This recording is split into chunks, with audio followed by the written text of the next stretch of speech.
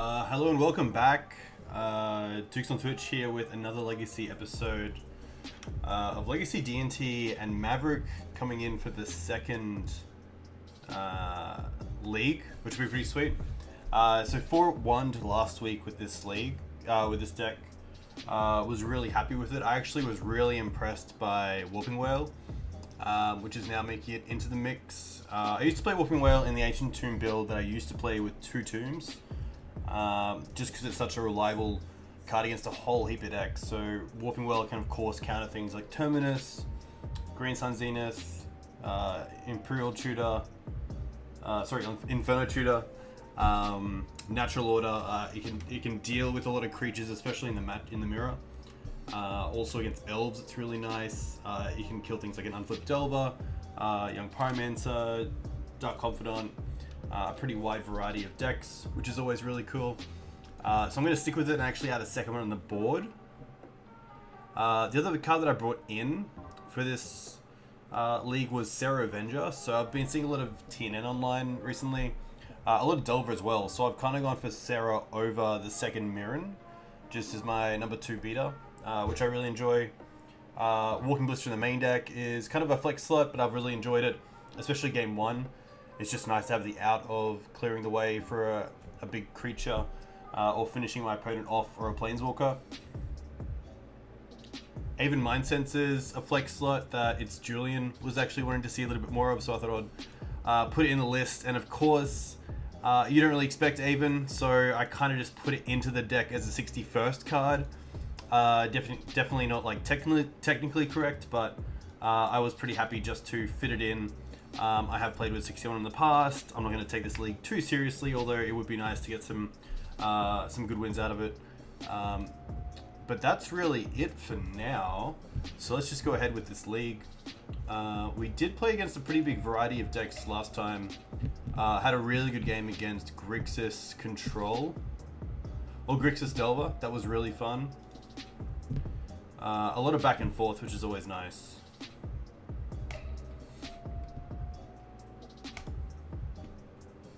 Kaylan, let's look at my sideboard while we are loading this game.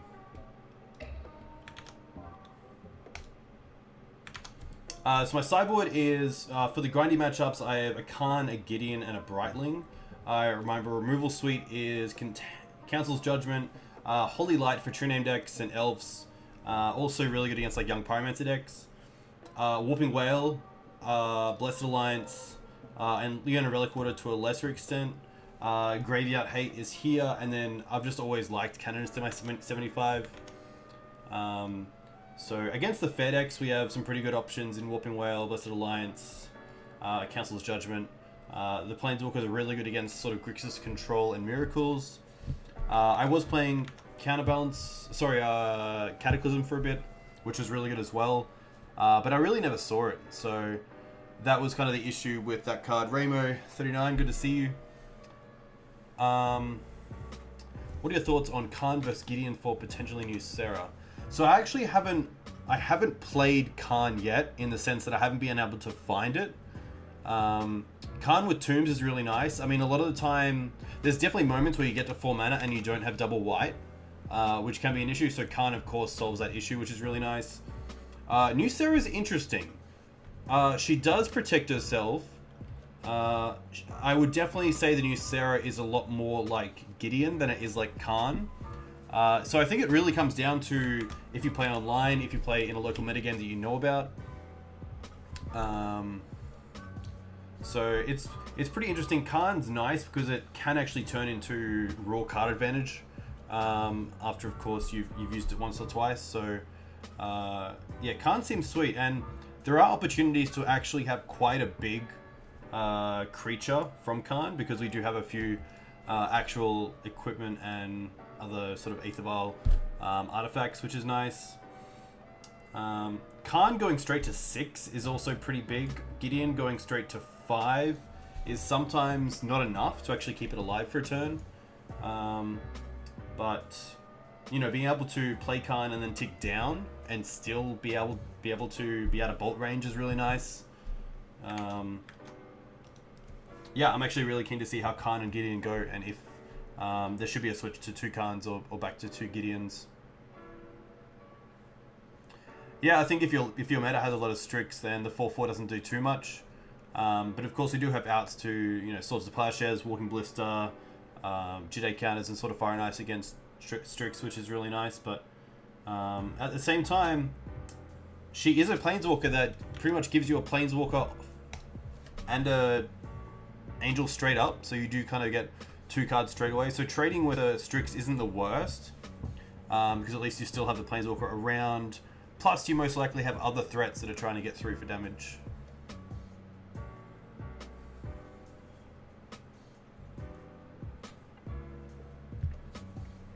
So it looks like we've missed our opponent, which is always pretty rough.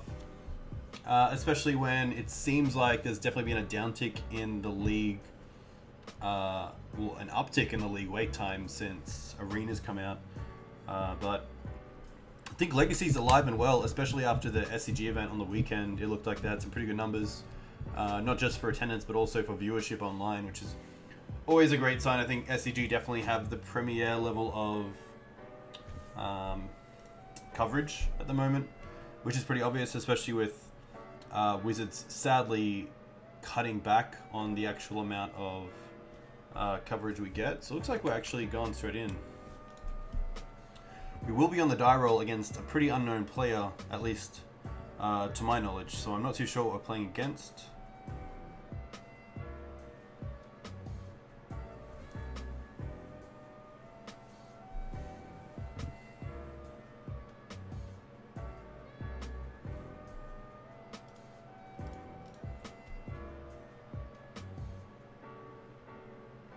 Be interesting as well to see the new Mulligan rule come in, which of course, speaking of mulligans, this hand I really wouldn't keep against anything, even though it has some forms of interaction with Wasteland and Port. It's really not what the deck wants to do, so we're going to mulligan this. This hand's fine for a 6. Turn 1 Mum into turn 2 Thalia is great against a lot of decks. Revoker's nice because it may be something that is going to actually make a big play. Mindcensor on top. It's not the greatest, but at the same time, we're actually quite weak to something like a turn 1 Delver. So knowing that we have a blocker on top is pretty good. We do, of course, need the 3rd land. We don't have removal in sight, so I'm actually going to put the Aven on top. Tiger. So this could straight away be lands, which Aven Mindcensor actually seems really nice against. So we have Revoker for Mox Diamond, maybe Molten Vortex, but a pretty slow start for my opponent, which is nice. This Mum most likely coming online if they don't have a Punishing Fire straight up. There are other routes, of course, in Molten Vortex, or even the land, that once you have Threshold, you can sack it to deal 2 damage. Barbarian Ring, there we go. But I think a Vial start against lands is much better than a Mum start. This is looking to just be Punishing Fire here. So this is going to be pretty rough. We don't have any main deck way of really dealing with anything, and this Rishadan Port's really going to start applying pressure. Especially to have the Grove of the Burnwillows as well for the Punishing Fire. I'm actually trying to think of ways that we can win this game. Most likely through being able to get a creature down and equip it to the sword straight away. Although it's going to be rough, especially with this Port online.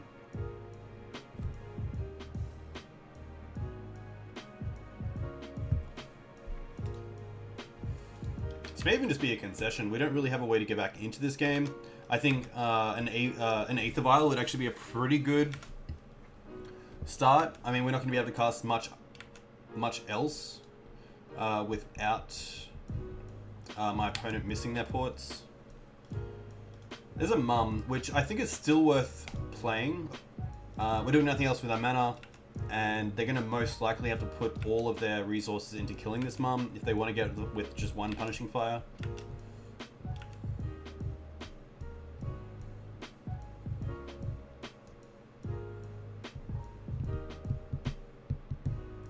Thalia not the greatest in this matchup. They usually tend to go pretty wide with their land base, so taxing them can be pretty rough unless you're really aggressive with your mana denial.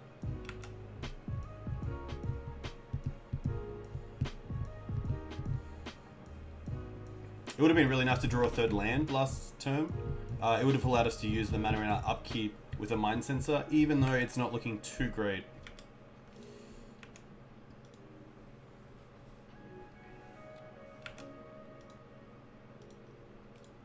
There's another basic, so we might as well go ahead and play a Thalia. If anything, it's going to tax them on their Punishing Fire, and it might even allow us to get something like the Sword down next turn if they tap their ports, but 2 ports, Grove, and Punishing Fire is going to be really hard to beat, especially with no turn 1 Vial.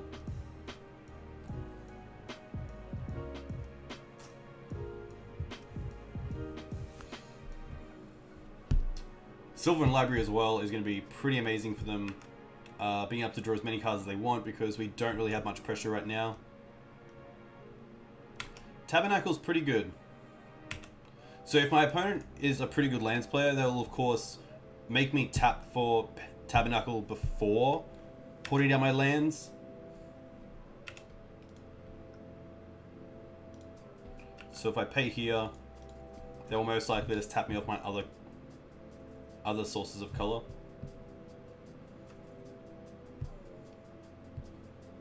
Unless they just have something like Crop Rotation into Dark Depths for an end step 2020, but that's not going to happen. So we're just going to start attacking here. They are at 11, so this game isn't over.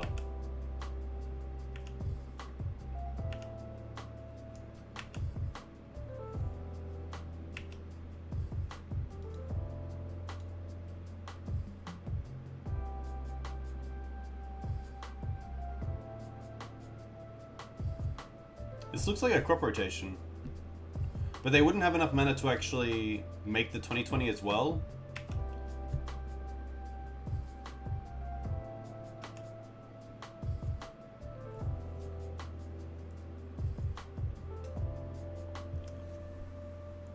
That's gonna be good.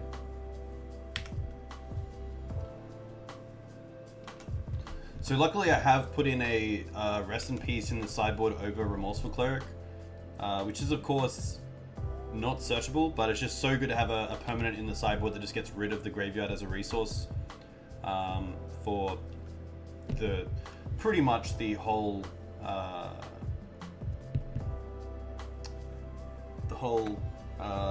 game, I guess, instead of just kind of a one-off exile your graveyard.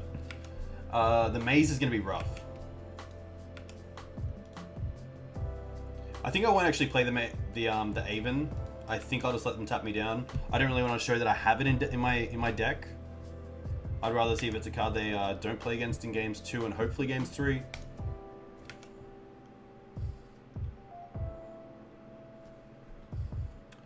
Most likely just to... We can get Thalia down, and they can't actually cast the Punishing Fire this turn, so a little win for us, but with this Maze of Ith online, we really have to draw into something to start getting some damage through.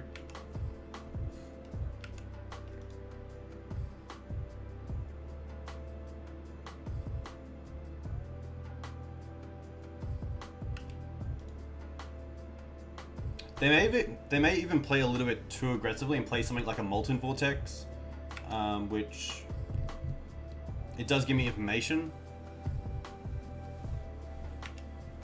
But I think this game is definitely pretty thoroughly over, sadly.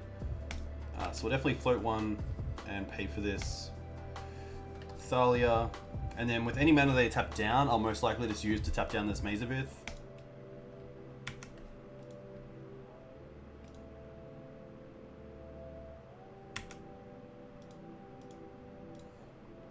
So they're actually using their ports really well, because they saw that I floated mana, they weren't going to use the other port. But they have allowed me to play another creature, so I'm going to do that straight away. They do, of course, have Punishing Fire online, which is most likely why they let the port left it up. And that's just going to be game. I'm going to save some time here. It's really just a hard lock with the Maze of Ith and the Grove and the ports. I don't really see getting myself into a situation where I can win that game. I'm not a big fan of Mirran in this matchup because of the Punishing Fires, and also most likely Molten Vortex. The Thalias can also come out. They don't do much, and they most likely also have something like Karakas in their deck. So if they are a real nuisance, they can of course just get rid of them. Jitte is not the best. Against Hex Depths and Slow Depths, it's okay because you can interact with their creatures and also just get above 20. But in this case, if you get above 20, you still have to watch out for things like Punishing Fire and Barbarian Ring, and also Molten Vortex, of course. So we take these couple out. We can also take out Walking Ballista most likely, so that's 7. We'll definitely bring in the Surgicals. We'll definitely bring in the Rest in Peace. Tireless Track is okay, but we do have 4 swords. I think if anything, we can actually give respect to Tireless Tracker in that we keep the swords mainly for trackers and then keep the Karakas, the Wastelands, and Flickerwisps mainly for the 2020. Relic-Warder is really nice as well to deal with things like an early exploration or of course Molten Vortex. I don't mind one Council's Judgment just to deal with anything they brought in that's a little bit pesky, especially even other threats like Tireless Tracker. I don't mind Gideon in that it can make our creatures. There's actually not too many creatures that I can actually emblem and make bigger than something that can be Punishing Fired, so maybe it's not worth the Gideon. But the Karn's interesting.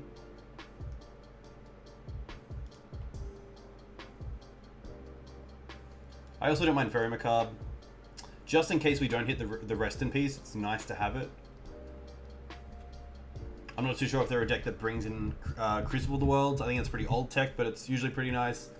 And also like the straight switch between Brightling and Mirran Crusader. So that's 7 for 7. I think I'm pretty happy with this. Let's go ahead and see what it does. Warping Wail doesn't do a whole lot. I think Warping Wail can come out for 1 Planeswalker. Most likely Gideon. I don't like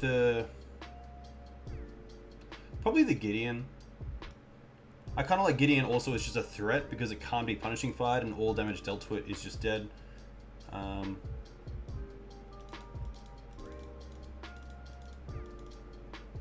So that's 61. Let's go ahead and try this out. I would love to play first. And this hand's pretty solid. So we have a turn 1 Vial and a turn 2 Port. We don't have too much else going on other than Stoneforge with Batterskull already in hand, but we have a really nice turn 1. We have an answer to Dark Depths, of course, in Karakas, and we have some actual disruption in Port. So we'll go ahead with this. We'll lead on the plains, and we'll just play an Aether Vial and pass. Being able to go and get Sword of Fire and Ice pretty early on as well is quite nice. Because Punishing Fire can really take over the game if we don't have much interaction for it otherwise.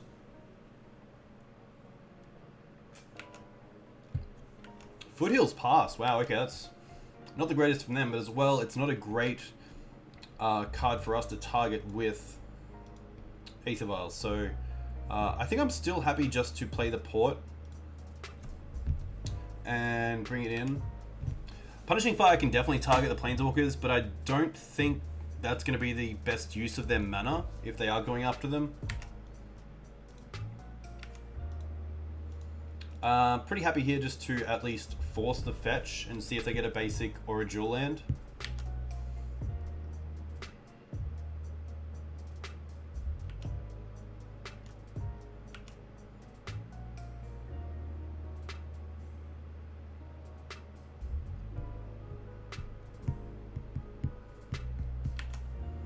Interesting.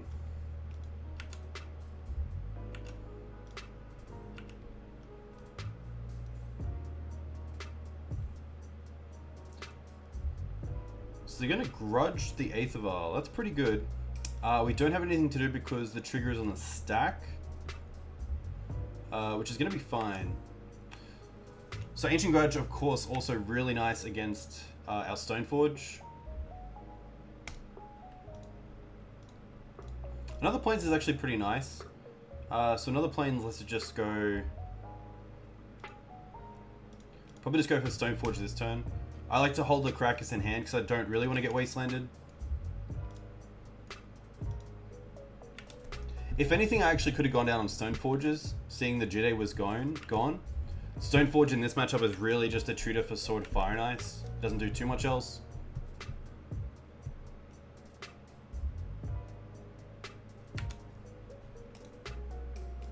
They don't have Punishing Fire here, which is really nice. So I think here if they do tap us down in our upkeep, we're happy just to use it for the Stoneforge Mystic. Just use our mana. Yeah, use the most of our mana. Faerie Macabre's interesting. I'm pretty happy here to actually get rid of the Ancient Grudge.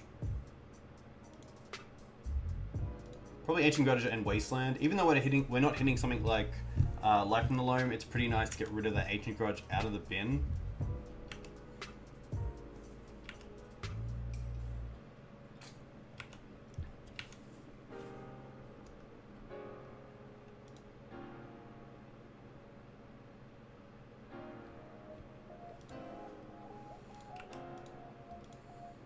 Maze of Ith would be pretty annoying.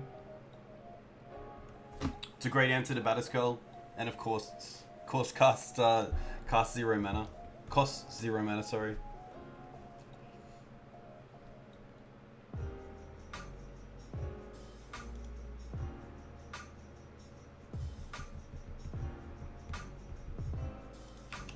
Interesting. So we don't really have anything else to do next turn, so if they do tap us down, I'm happy just to put in this sword most likely.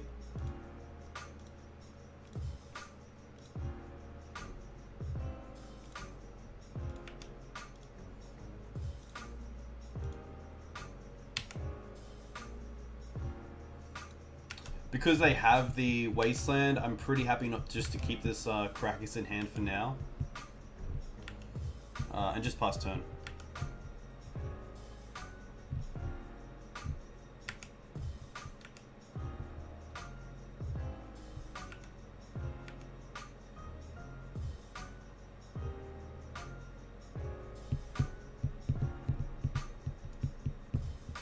So next turn, if they go to tap us down, and only tap us down one land and don't have up something like... This could just be Corrosion Grip. It's going to be Tireless Tracker. Okay.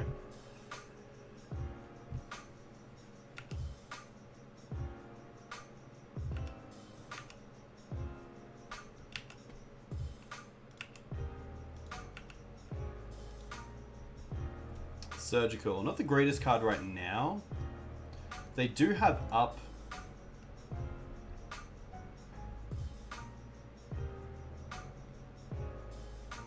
They do have up mana for Punishing Fire.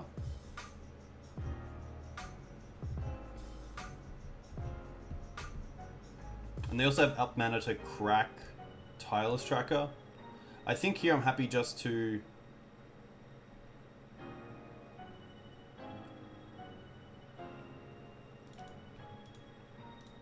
I'm going to attempt to put the sword on the Germ.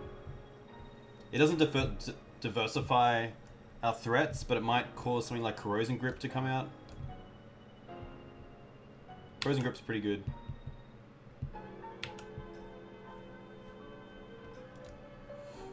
Still no point playing this Karakas, so I'm just going to pass turn.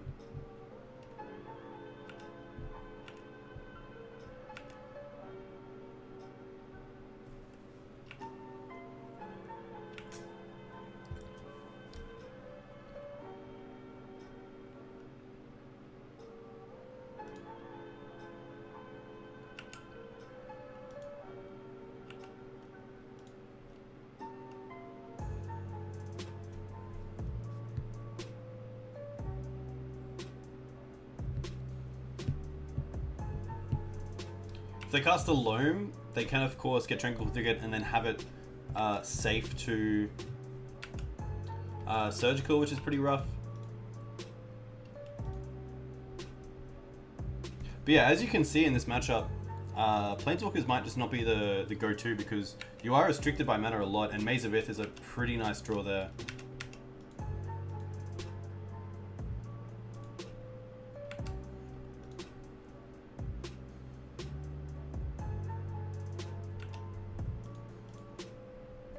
Not too much we can do here. I'm still not keen playing this Karakas, but at the same time we don't have much to do else. They're going to be porting us for a long time, so I think I might just keep it because if we draw into Swords to Plowshares, we want a white source. So I'm still pretty happy just to let it be for now. Might as well attack. If I don't think they'll maze it. If anything, they could have mazed their Tireless Tracker in end step. Oh, sorry, at the end of their attack phase, they could have put their tracker back on defense.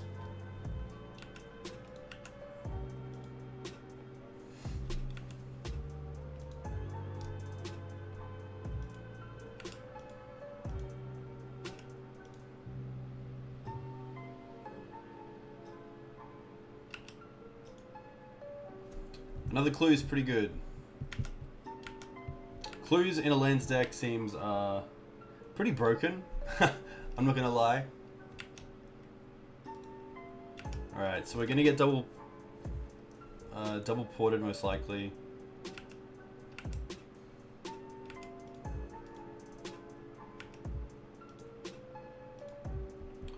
Wasteland's not great.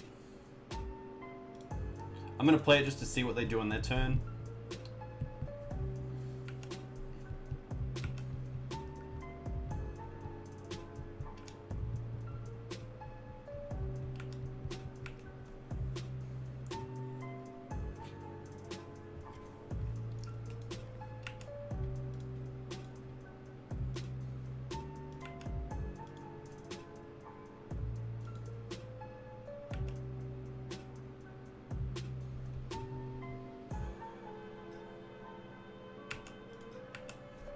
Clue is fine.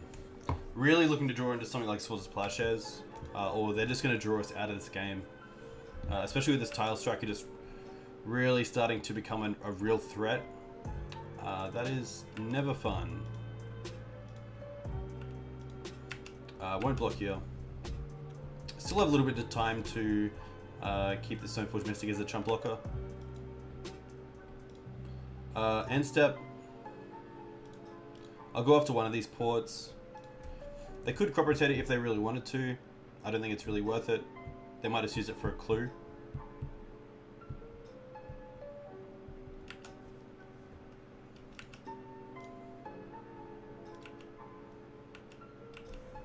ENR31, very nice to see you. Sadly looking pretty rough. Right now, Lands has got the better of us. Port, still not the greatest. But I'm happy just to pass back. We can't do anything else, so... Equipping the Stoneforge Mystic does nothing either. Every time I tune in, you are struggling. Yeah, sadly. Kind of get the feeling that you're not the not the greatest luck charm. But that is more than fine. This game is most likely over if they can deal with this Stoneforge with something like Punishing Fire. I could tap them down in their end set, but it's not going to do much.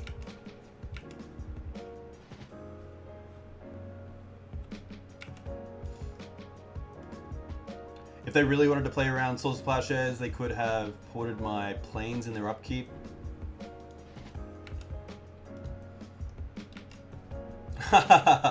Definitely don't. How's your week been? What have you been up to?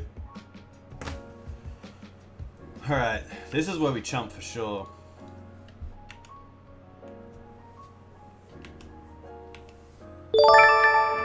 Gifted subs, ENR31. You are too kind. Thank you very much. Really enjoyed your stream this morning. Irony1986, thank you very much for the sub. Now the Tireless track is pretty nice as well. So this is pretty rough. KK Ferdenzel, if I said that right, hopefully. Thank you very much for the subscription, that is really nice. Klan42, huge thank you as well. Sadly this game is over. Just really didn't do anything that game. But happy to get back into our next one soon, Loon. Thank you very much for the sub. Please let me know where you guys are from, what you guys play in Legacy, if you guys have a Legacy meta in your local community. Ina is also a subscriber. So you should definitely check him out. He plays the new Warhammer card game, which I believe he actually had a little bit to do with, which is very cool. That sub sound is quite loud. I apologize for that. Grimjeep M. You would know if you're a sub, but that is fine. That is more than fine. I should really put it down at some point.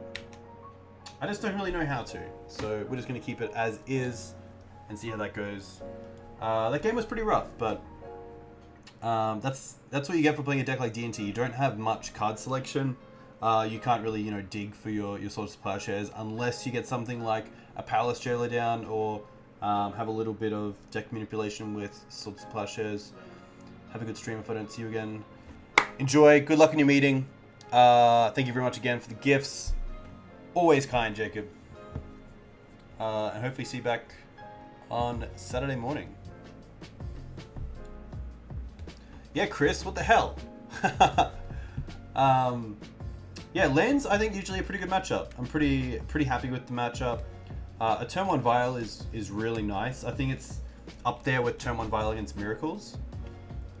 Maze of Ith is really nice against our creature suite, especially when we're trying to get through with one creature with an equipment. Good luck with Food Chain. I love that you're still pushing it. I think Food Chain is very underrated, especially with a pilot like you, Graham. This hand's a trap, but we're going to keep it. It's got the Turn 1 Vial. It's got double Flickerwisp for later on, so if we can get there... they've gone down to 5 as well, so... this could be interesting. I don't want to see Reanimator. We see a Mountain. Okay. So hoping for Blue Red Delver, not hoping for Burn.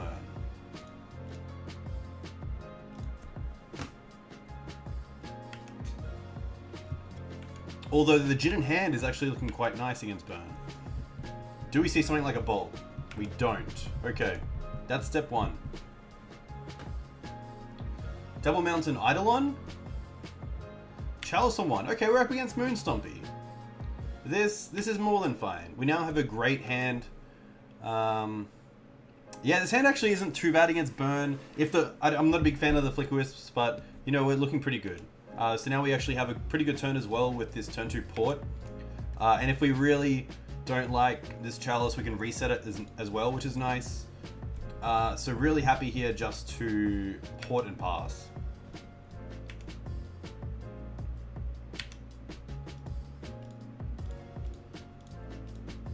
A lot of Moonstompy online, for sure.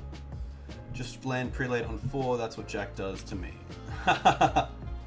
Yeah, Prelate on 4 is pretty nice. Shutting off Chandra, shutting off Fiery Confluence, shutting off Chalice for 2.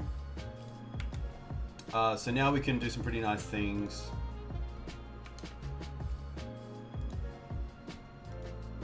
Plains is nice because now we don't really care about Blood Moon. I think I'm happy just... Maybe I want to get down Jitte. I think getting down Jitte is fine. If they have something like Chandra, we do have a nice answer in Revoker. I think I'll save the Flickerwisps for things like Ensnaring Bridge.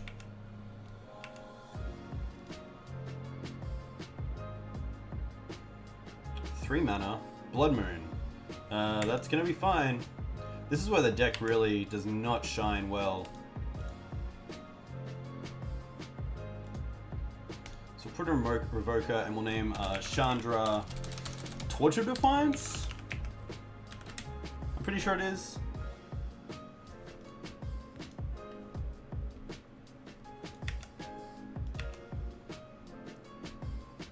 I think I'm happy to go to 3 just to save.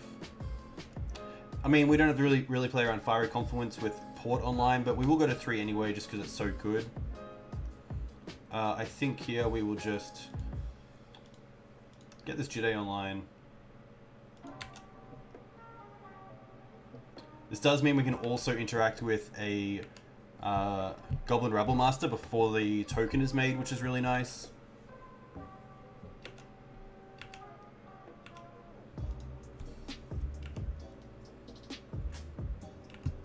I'm not too sure what they have in the sideboard against us. That's like really good.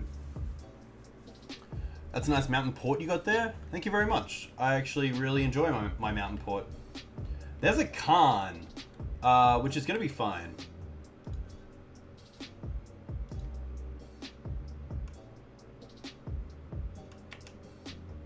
So it looks like they're creating a construct, which isn't that great. We will be able to play a Flickerwisp and just flicker it.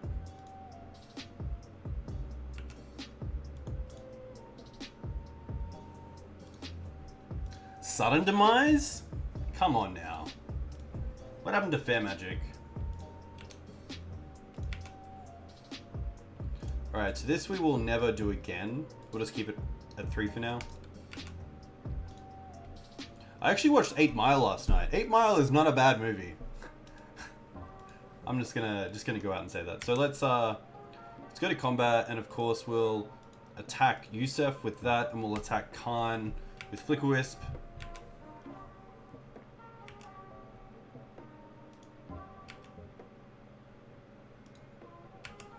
This Thalia is actually looking pretty good, seeing they have no soul lands or access to soul lands.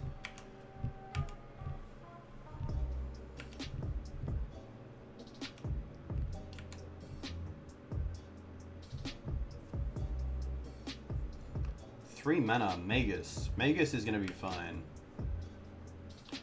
8, 9, 10, 11, 12, 13, 14, 15. One short. Oh no, we just have them. So we have 6 in the air with Flickerwisp. We can make it 14, 15, 16, 17, 18.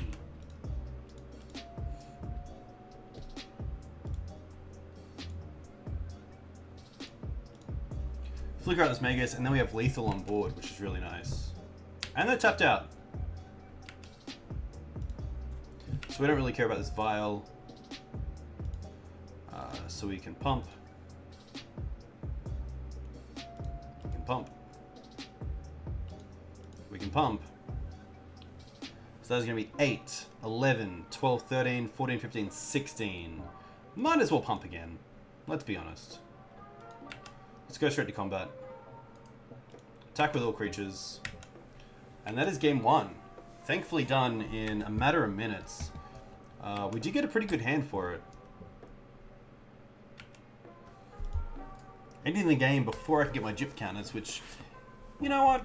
That's fine with me. So what are we looking to do in this game? So I'm not a big fan of Mirran Crusader. The Mindcensor can come out. Walking Ballista is kind of nice. It can have some sort of impact. It deals with creatures and planeswalkers in a way. The Revokers are nice to name. They're mana accelerants if they have any, and also late game effects like Chandra or Karn. Palace Jailer is nice. I'm pretty happy with it. It's really a case of what do we want to bring in. I like Leonin Relic-Warder. I like the Council Judgments. I like Brightling because it plays around Ensnaring Bridge really well. I think I'm happy taking out the Warping Wail. Sarah Avenger's really nice as a blocker as well. The Swords to Plowshares can probably come out, maybe down to 2. Blessed Alliance isn't great because they have a lot of 1/1s that they attack with. Containment Priest does nothing. This does nothing, this does nothing. Holy Lights only gets rid of tokens. Gideon doesn't do a whole lot. What are we doing? We're taking out these. We have to actually bring 1 card in. So maybe we just bring in a sword. Just in case they do get one of those fast starts with Goblin Rabblemaster. And just go ahead with this list.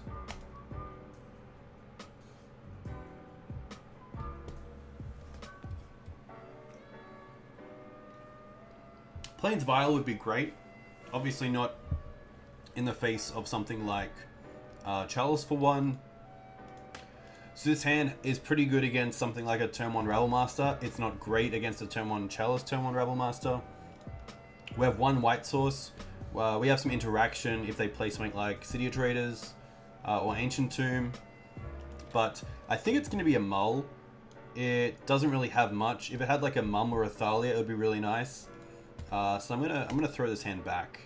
This hand's nice, but it's really dead to Chalice on 1. But we do have 2 planes.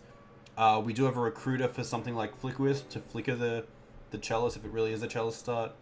I'm happy to keep this. Stoneforge is great as well. That means they need Chalice and then something to deal with the Stoneforge as well, but it's just going to be a Mountain Pass. So this Aether Vial is going to come down, which is really nice. I don't think they're going to be a Sorcerer's Spyglass deck. They could be, so maybe they also rely on that to turn off something like Aether Vial.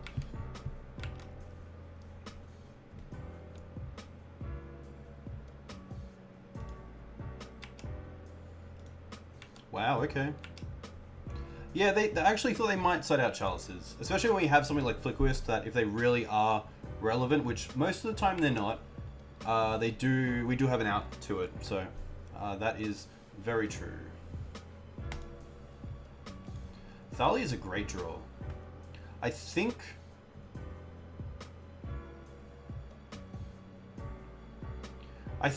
Thalia is actually better here than Vial number 2. So I'm actually going to just play a Thalia out. It stops the broken things like Soul Land into Planeswalker.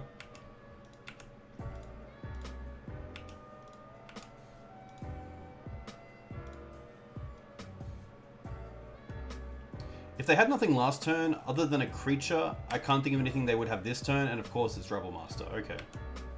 So that's going to be fine. Rebel Master is actually pretty funny with equipment because the goblins have to attack into you. So if you have something like Jitte, you're always going to get Jitte counters. If you have something like Batterskull, you're always going to get life gain.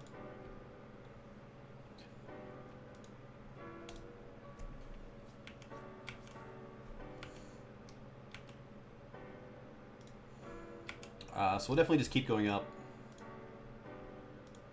Ancient Tomb is interesting.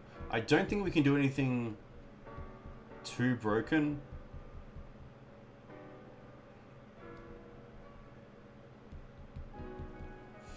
So we could get Sword, play Sword, which isn't too bad.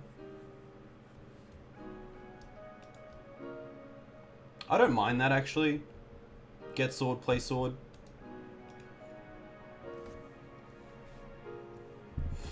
It doesn't mean we won't get Batterskull, but I'm pretty happy, I think, just to go for Sword here. Use our mana efficiently. We don't have much else going on. I do want to keep this Recruiter of the Guard for Vial, so happy here just to go and get Sword of Fire and Ice, play this Tomb, and then just play hardcast the Sword. Then just pass back.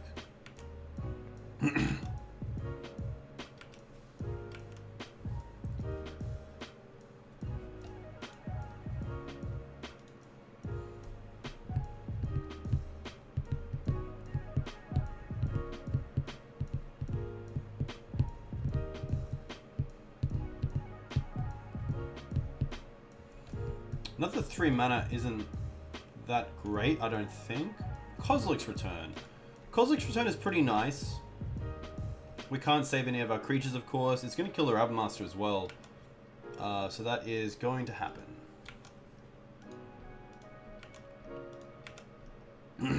They're still on 3 lands, though.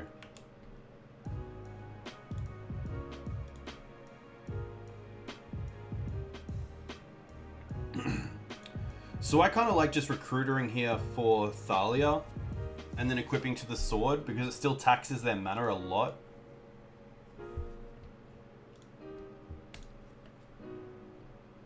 I could of course get something like Palace Jailer if I wanted the draw effect, but I think here I'm actually really happy just getting Thalia, keeping them off more of their things. I don't think the Vial's great. I'd rather just keep it in hand so it acts like I don't have anything. And of course we'll equip this sword to the Thalia, not only because it's more valuable than the Recruiter, but if we draw into something like Flickerwisp, we can flicker the Recruiter without having to actually re-equip the sword to another threat.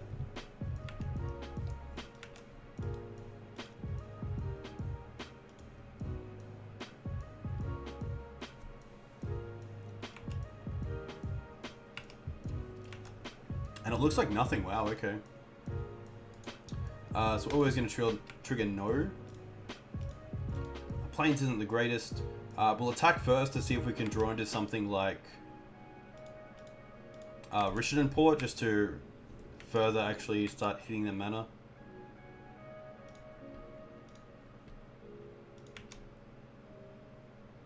Swords is okay, but not the greatest. So we'll play a Plains and just pass.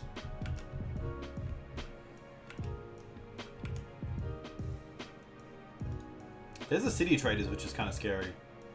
They're going straight forward as well. Hopefully not Fiery Confluence. They can, of course, kill the sword, and then our Thalia dies to the state-based actions of 2 damage. It is.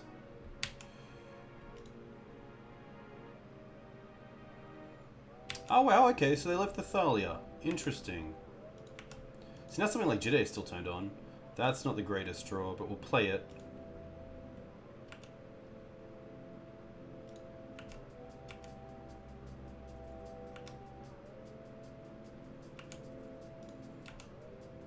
I think it's fine here actually playing the second Vial. So if we draw into something like Recruiter and it's gone late game, we can of course have Vial on 2 and 3.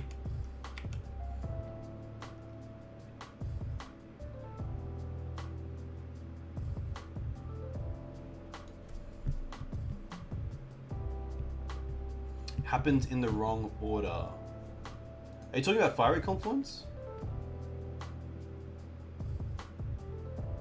Ah, so a red source deals damage to the creature. It just doesn't... Okay. Interesting. Okay, I thought it was... Yeah. Thank you very much for pointing that out. That's actually quite good to know. Chandra's pretty good. I'm going to give him that.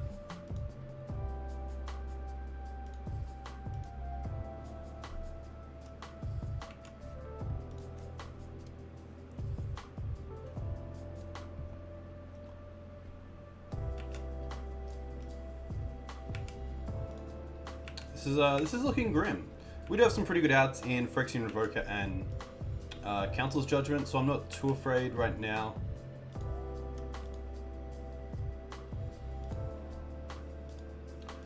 Wasteland doesn't do much. I think it's probably better in hand right now. There's not too much that I want to actually... I don't really want to show it, so I'm happy just to pass.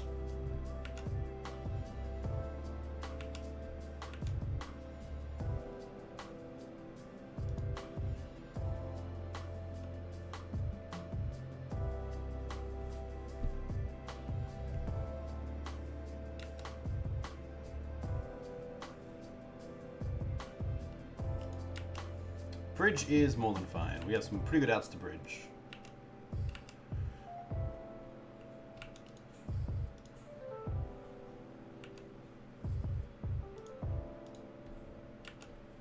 We'll tick both of these up. Actually, we'll keep one up one just to see if we can get a mum. There's no point ticking them up straight at the same time. That's actually a nice draw. Because we have more answers to the bridge than we do the Chandra, and Chandra's more of a clock, I'm pretty happy to vote the Chandra now. Just to get it off the field. They're down to 2 cards as well. No point playing the Wasteland.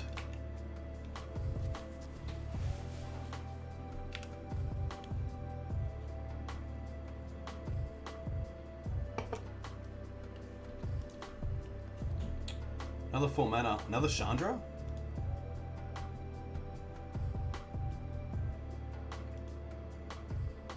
Probably rather see Karn. Fiery Confluence, just dealing those. That's fine.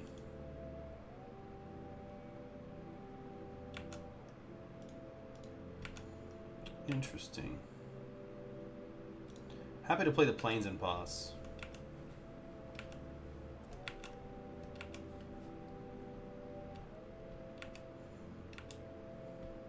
I know Vial is a threat, but I think there could have been a little bit more done with that Fiery Confluence. So this is a great... just go straight to combat. That's really annoying. I should have actually stopped in the beginning.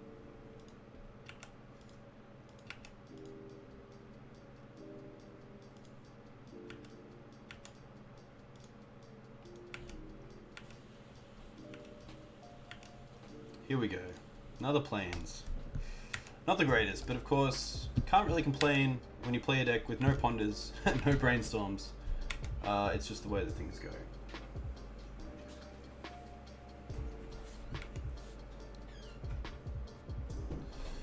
Legion War Boss is pretty good.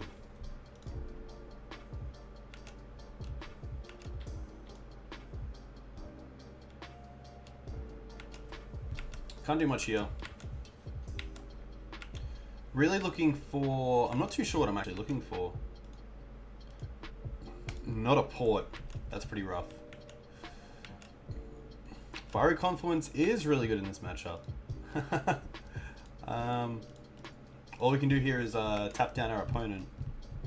Try to make use of our mana denial strategy, but it looks like this Legion War Boss is going to take them to victory.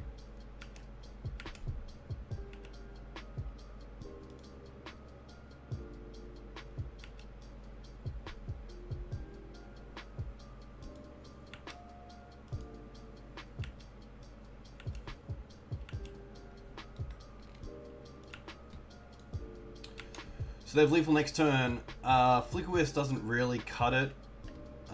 We can at least try. So we can Flickerwisp the 2/2 token.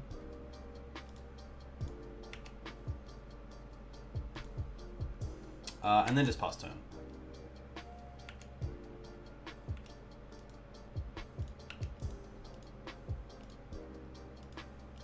So upkeep we can of course try to take them off some sort of mana, but with 5 mountains already, I believe they can cast anything in their deck at free will anyway. Something like a Chandra Tick Down would just be lethal. Blood Moon is okay, doesn't do too much.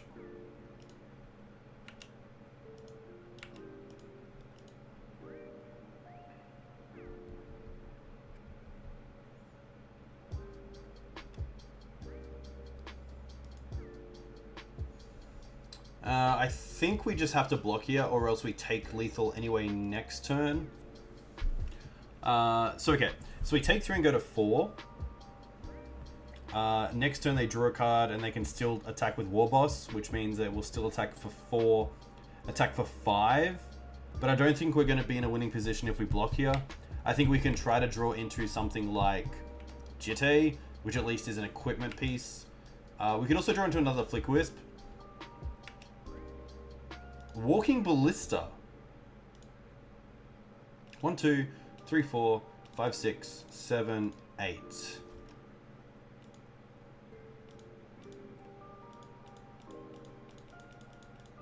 So this might just be good enough. Can't of course use the tomb because we have Blood Moon out. But here we get to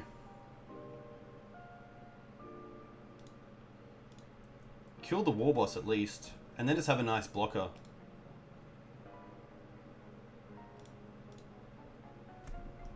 We can't really attack. I want to keep this Flickerwisp back for now. But if we can survive a turn, we can see what happens. Kozilek's Return's interesting. I think here we just want to ping our opponent.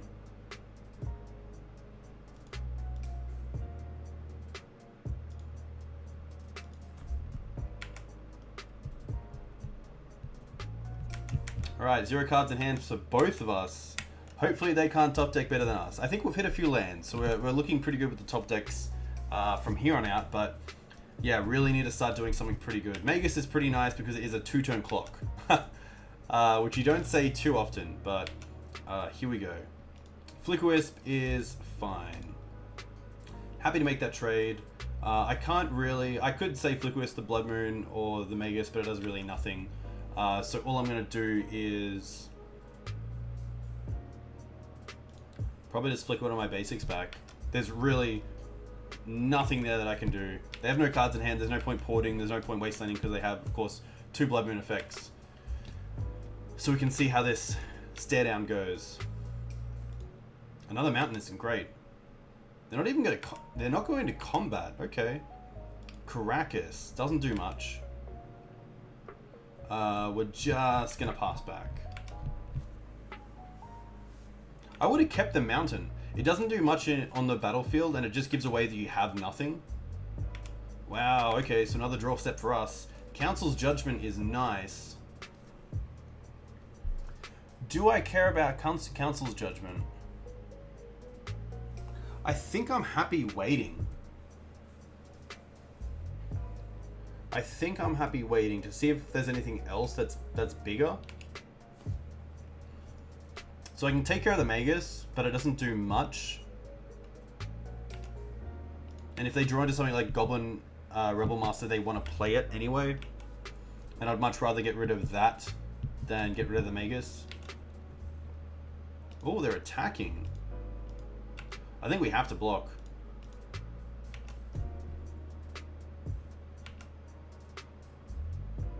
Interesting to see what they drew. Another Magus? Simian Spirit Guide. Nice, okay. Hut. Okay, Jitte's okay. I don't think we can take 2 from the Simian Spirit Guide. So I think we have to just name Simian Spirit Guide with this Council's Judgment, which is pretty rough. It's not the greatest name, but when times are dire, you just got to do what you got to do. So I think we have the advantage. I think the top decks are a lot better, but I think we have some pretty good ones coming along as well. Oh, it looks like a pass. What can we get off top? Brightling would be insane. Recruiter of the Guard. Okay, Recruiter's nice. So we can use our mana effectively, of course. I think we're just going to Recruiter for a Flickerwisp.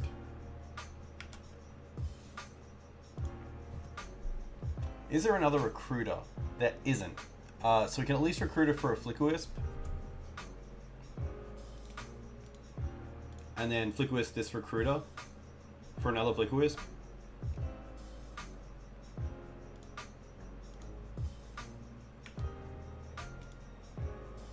Oh, they have removal? Ugh. Another Kozilek's Return. That's pretty good. Can't really play around that. That is going to be fine.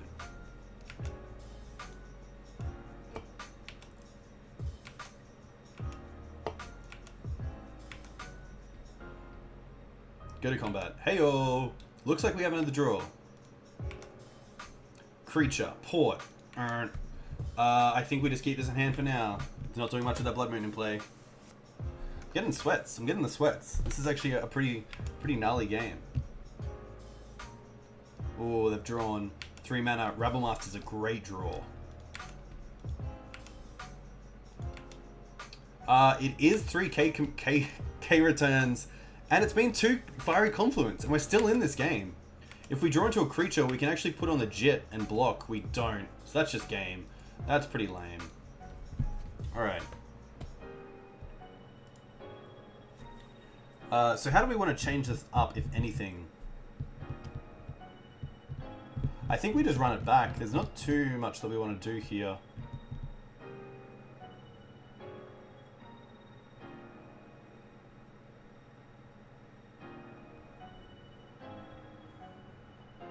Maybe the Gideon? I'm pretty happy with the Gideon. I think with the Gideon we'll be dropping a Stoneforge just because we've dropped... we actually haven't dropped down from Stoneforge. Stoneforge is kind of nice as well because it's a 1/2 that can actually block. You like the 4th sword over the 4th Thalia? Yeah, okay, that's great. Let's do that. And then maybe we will drop down on 1 creature. Might even drop down on a Karakas. Go down to 23 lands. I'm pretty happy with that. Let's just go with this. Awkward with moons, it really is. This is most likely a no keeper. I really like the turn 1 Vial against this deck. We don't have a white source through Blood Moon or Magus. We do have a Thalia. We do have 2 Thalias, which is kind of nice. But I think we can get a better 6. We're not getting punished. That was great. We're going to keep this.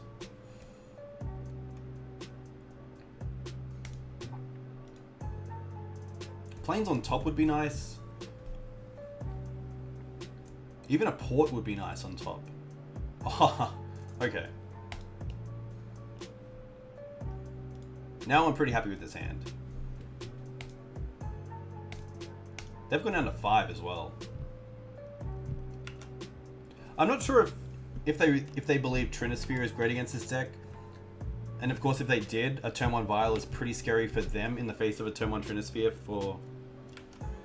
for us. So just the mountain there is really nice for us because we have this port on top, which means they are going to pretty much reset their turn next turn. So I could deploy a 2-drop if I really wanted to. I could drop something like Stoneforge and drop Jitte at the same turn, next turn, and equip.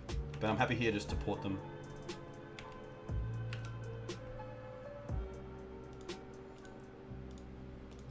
I think port's pretty scary for this deck. If it's coming in early and it can't get to something like Moon straight away.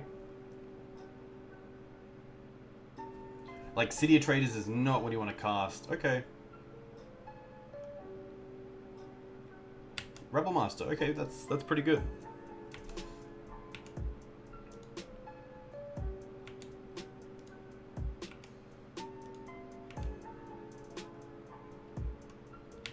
So what I could do here, and it's probably the greedy play, is I'm going to put in Vial. I'm going to put Vial to 2, put in Stoneforge, find Jitte, equip Jitte. No, I think that's no. I think the better turn here is just to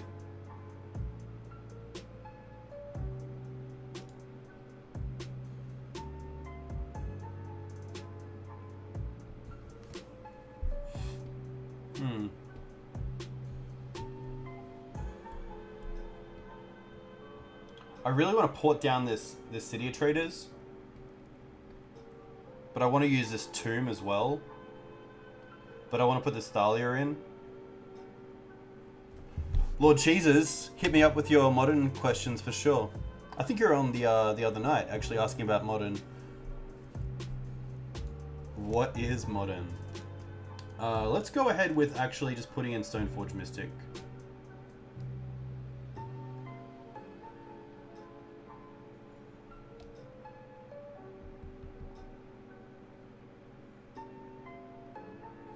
Do we really want to? I think we want to put in Thalia. So Thalia is great against the Rebel Master.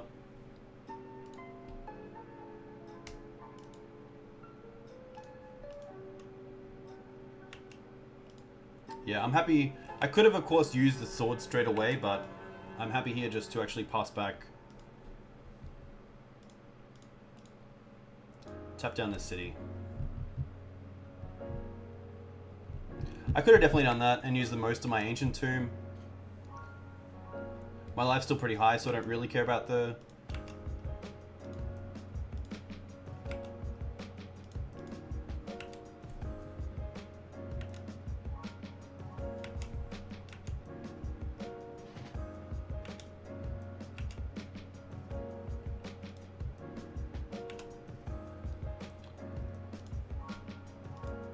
Palace Jailer. Oh, we do need double white for it, sadly.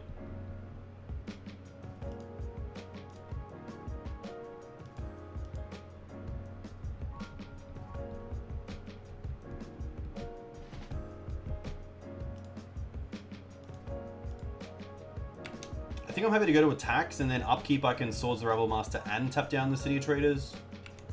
And then I'll have Stoneforge Mystic for the Goblin, which is nice.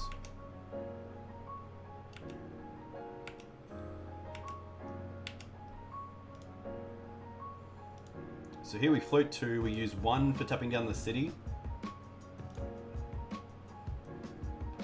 And then the other one to Swords this Rebel Master.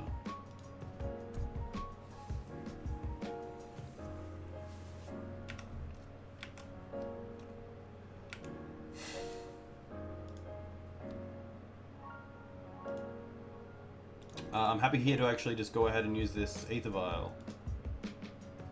Put in Mystic. I think we'll get Sword. It's just the best piece of equipment if we're wanting to race or not really care about the creatures or our life total. It also draws us a hell of a lot of cards, which is really nice. I'll put this up. Plains is a nice draw.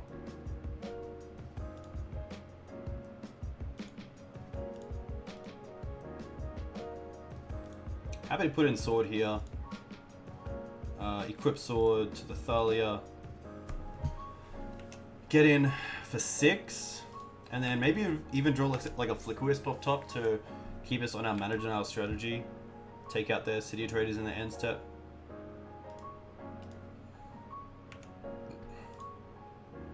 Another Thalia is not the worst, but we will have to just pass here and allow them access to that city traders.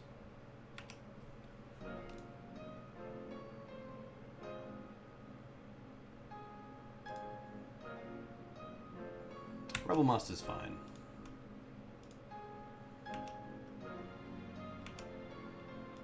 So next time we get to Palace Jailer, we get to kill the Goblin.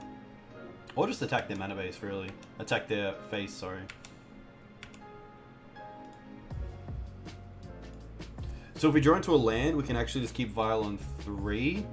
And also port in the same turn. But I think I'm pretty happy here to actually just tick this up. I think we're in a very comfortable position anyway.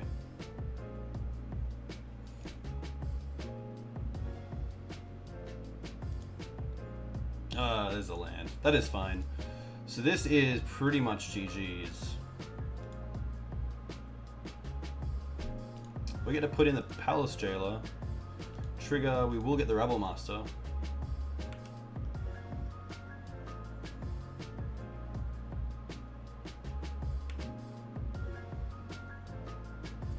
Double port's really nice. We also have access to moving the sword around. They don't want anything of it, so we're just going to take that one. Pretty standard. I think D&T has a pretty good moon matchup, so nothing too surprising there. The amount of Kozilek's return in Game 2 was pretty insane. And Fiery Confluence, both those cards are incredible. Wiping their boards as well most of the time, but doing a whole lot of damage against us.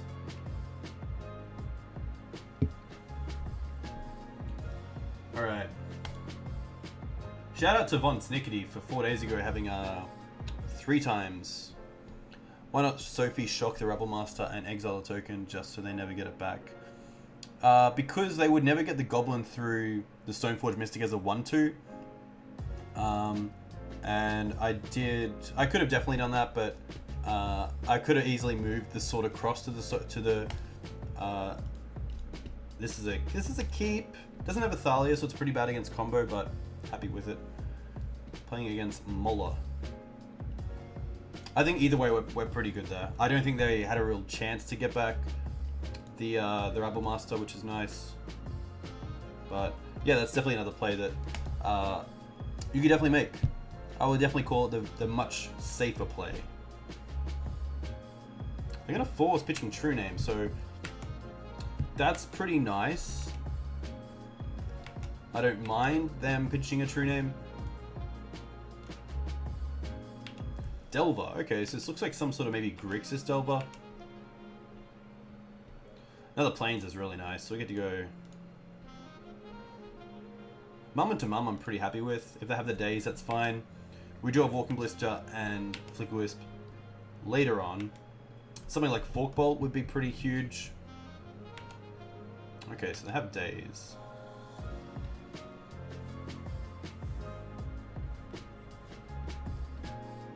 Pyromancer, okay.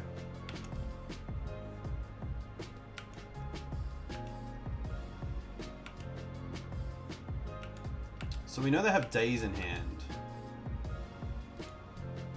So I think I'm happy just playing this Ballista for 2 and hitting the Young Pyro. I'm pretty happy with that trade.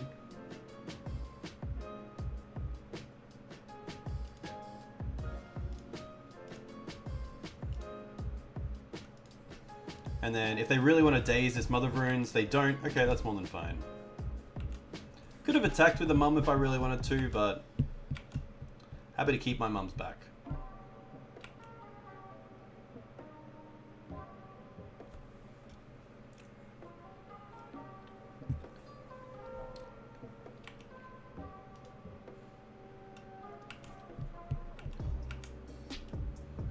Turn 1 Delver definitely can go all the way, which is pretty scary. Want to draw a land here, or at least another spell. Ooh, Flickerwisp isn't the greatest. I think I'm happy waiting another turn. We know they have the days. Happy to attack with one mum.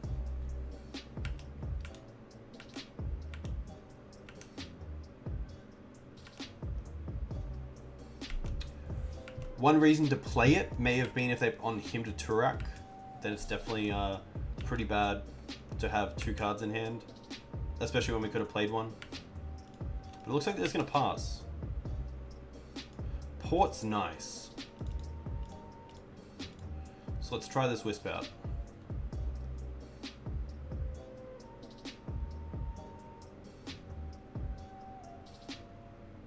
They're going to brainstorm in response. Most likely trying to find a force.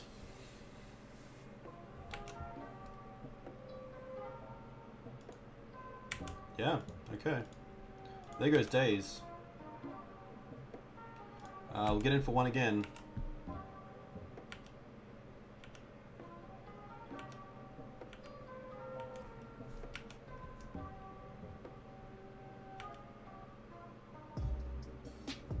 Upkeep, they will fetch away that Ponder.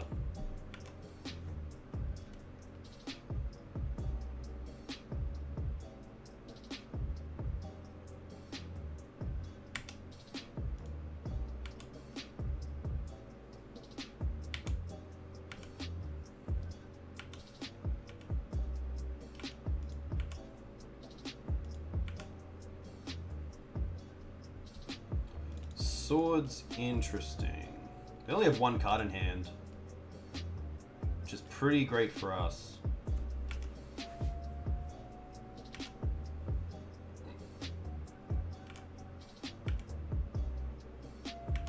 So we are going to have to tread lightly with this for sure.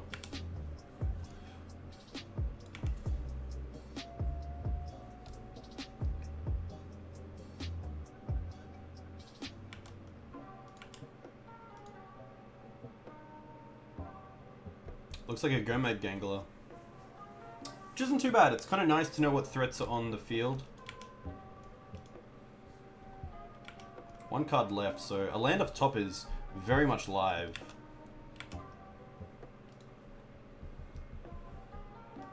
I don't want to look. I don't want to look. What is it? Ah, it's a Karakas.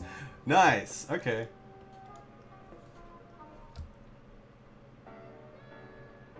That's going to resolve.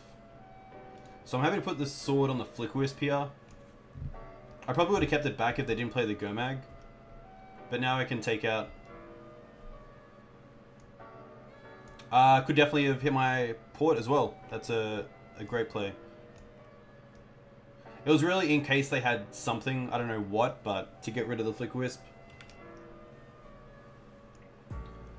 So I don't want them coming in the air, so I'm pretty happy to use this 2 from the sword to actually hit the Delver.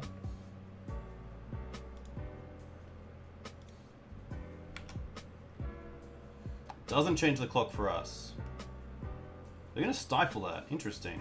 So they did have the stifle. Okay.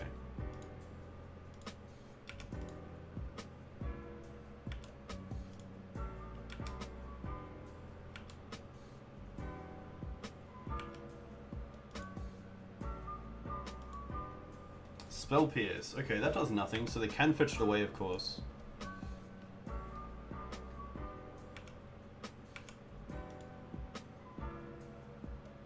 Ponder? Brainstorm, okay.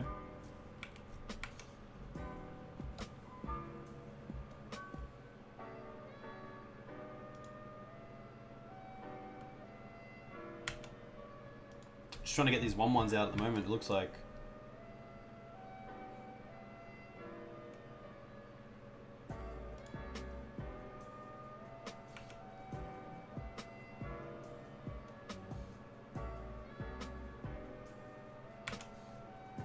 Definitely block here.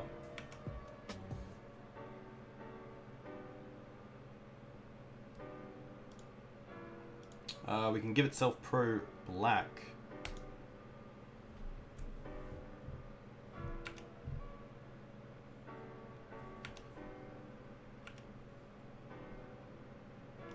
Palace Jailer, interesting. wonder if I want a Palace Jailer first.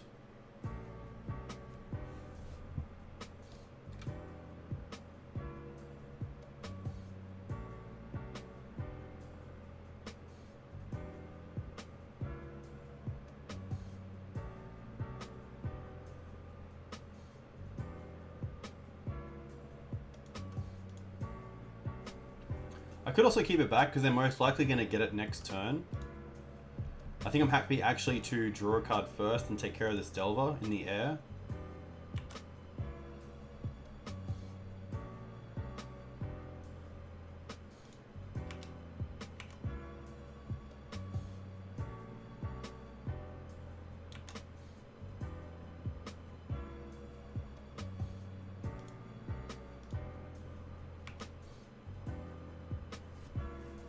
Surely they don't have another Stifle.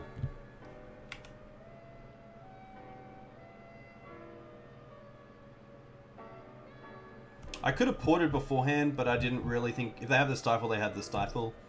But I probably had a lot more going for me if I actually kept that mana open to draw. There's a Flickerwisp, which is actually quite nice.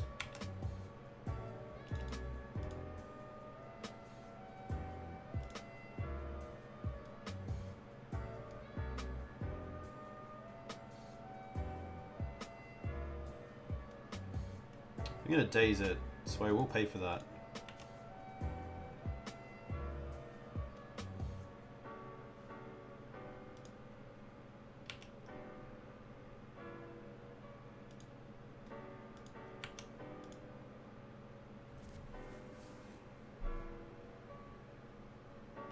I think we just take care of an elemental.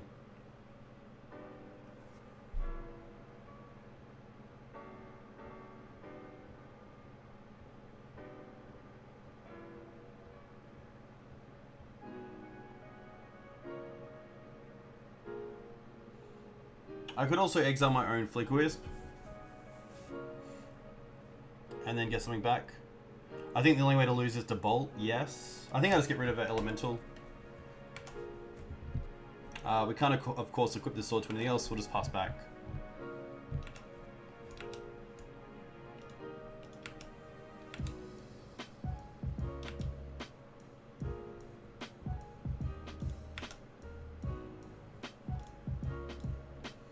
Block here, block here, block here, block here.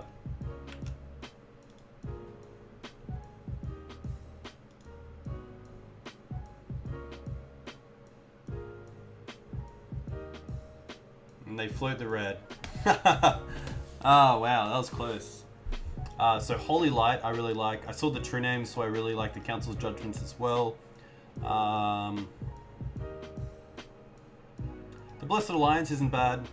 Rest in Peace probably isn't the greatest, mainly just Gomag. I really like Brightling, so that's pretty good.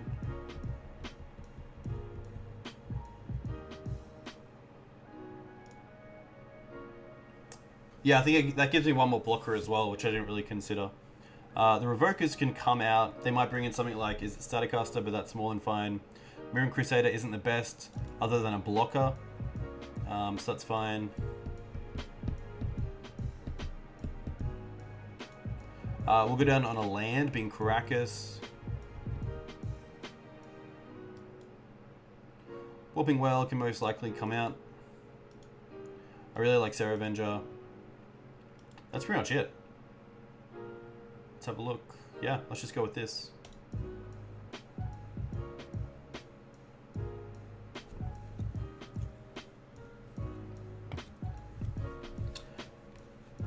This hand's very fair, but I'm pretty happy with it.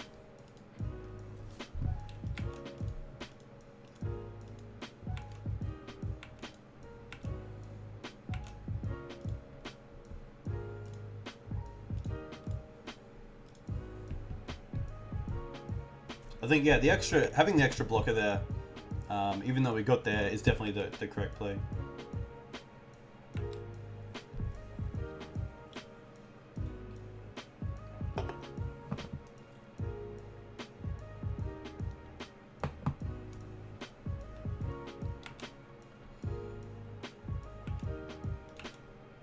So it's going to resolve, which is interesting.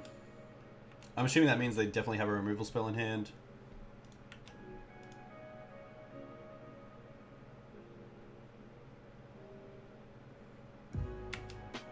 Pyro.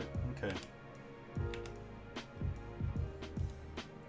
I think here I'm happy just playing around Daze for the time being and just tapping down their red source.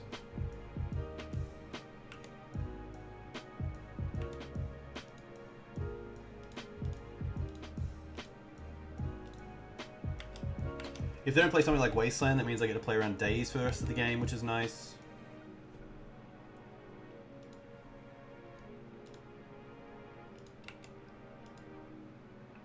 The question is, yeah, okay, so they don't want to trade their Young Pyromancer for Mum, which is fair enough. I don't think anyone really does. So here, let's play Stoneforge.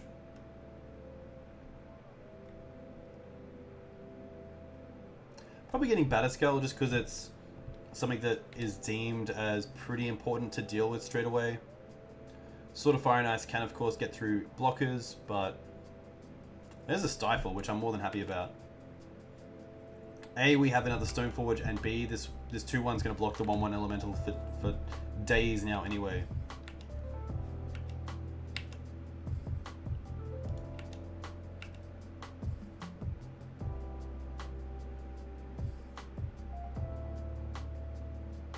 Needle. Interesting that they use their red mana for that and not holding out something like Bolt, so I'm just going to let this resolve. I can't really do anything. Mum seems like a great name right now. Yeah. And that really just turns this...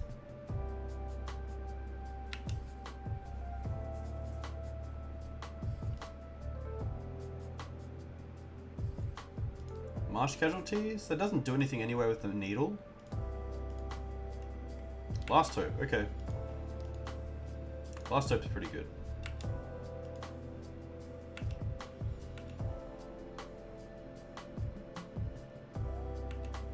No attack is interesting. Let's see what happens if I play this Jitte. I could have also played the Stoneforge and held up Batterskull. Because,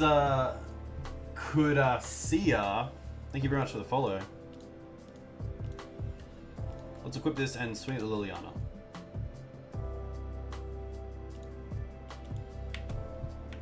So now we at least get to kill the Pyromancer, which is nice. Going with the Stoneforge play doesn't do that. They're just going to trade, which is interesting. That's more than fine.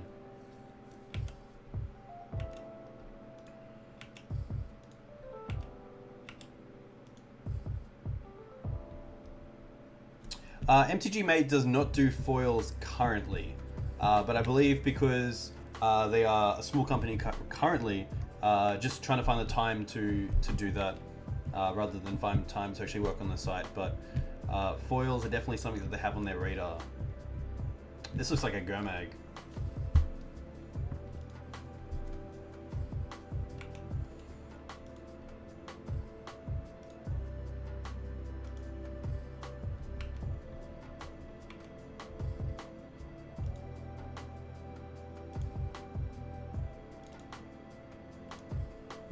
Play Stoneforge. Go and get Batterskull. Brendan 2000, thank you very much for the follow. So now we can get this Batterskull down, which is nice. We can also play the Mum and then equip it to the Jitte. And if they want to use the Liliana on the Mum, we can at least pump it.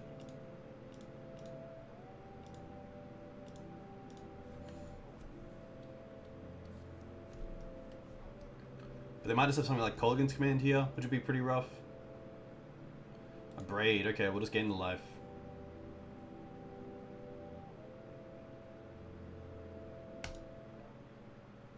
I think we'll gain the life and actually kill this 1/1 so that Blessed Alliance gets turned on.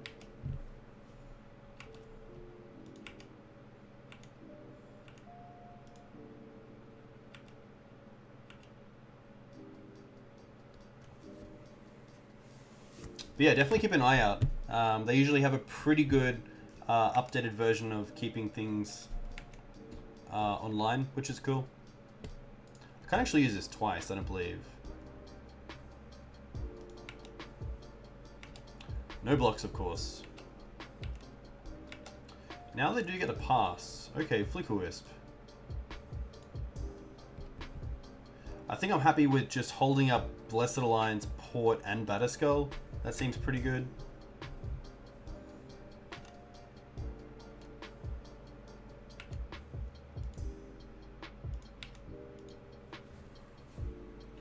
Will this flip? If you pump one with Jitte, if he targets the leader... Oh, it will definitely die on my turn, of course. That's... very true.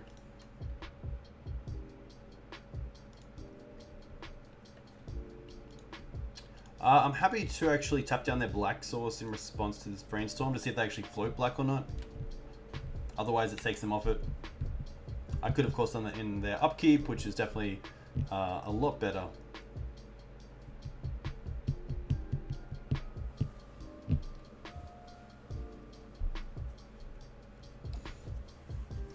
Last time getting pretty close to ultimate as well. Another delve is pretty good.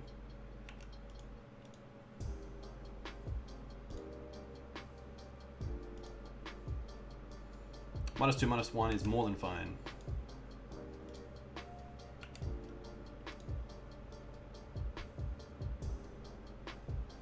We're going to attack, so we did get to cast this Blessed Alliance.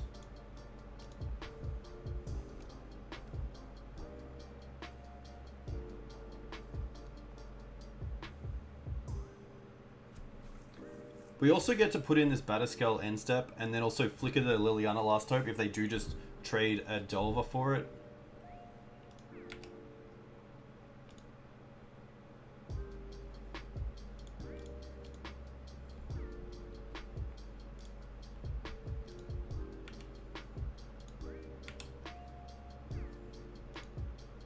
Plains isn't the greatest. So let's go to attacks.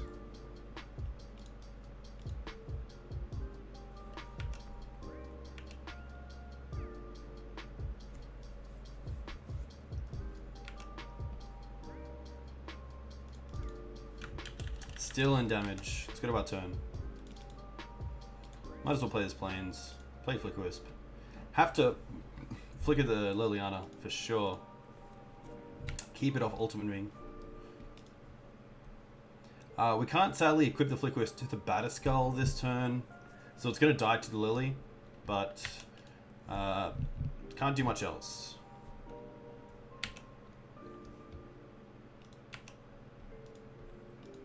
So upkeep, I'll definitely tap down a Underground Sea. Ponder, okay. Ponder's pretty nice because A, it flips it over, and B, it gives no information away to me.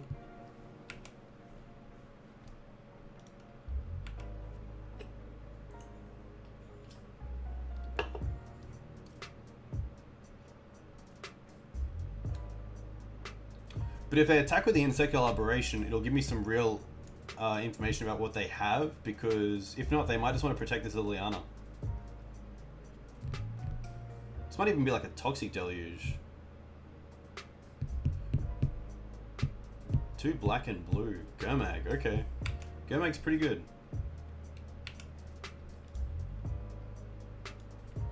Yeah, keeping both back, nice.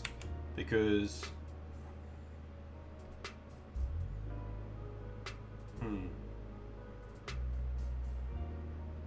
if I put the Stoneforge...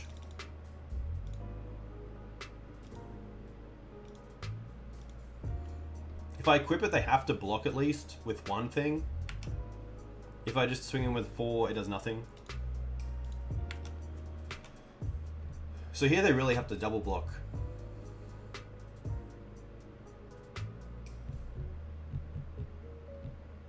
And I think we just killed the Gurmag because it is the faster clock.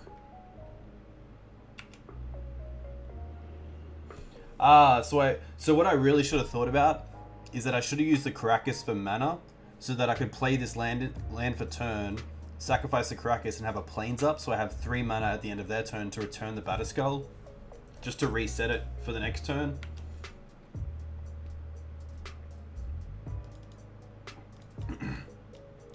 I've already gone through that. That's really annoying.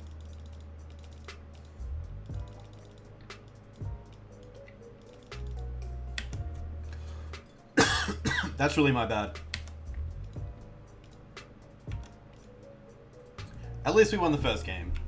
We will get to play again.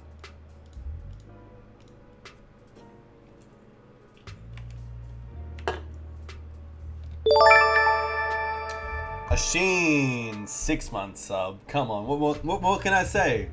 That is very cool. Thank you very much for the sub. Welcome to the Nerd Zone, my friend. A huge thank you.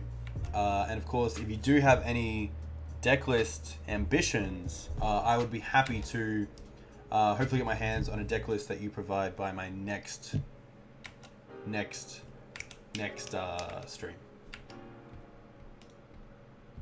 Alright, Wasteland, not a great draw. So what do we have? We have 5 and that. So we can reset Batterskull here.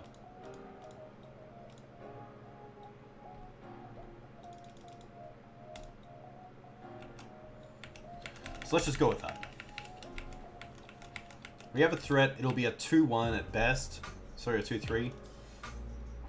Wasteland off the top is not great for them. So now they really just have this Liliana. And keeping this Gomag back, I believe. Yeah, okay.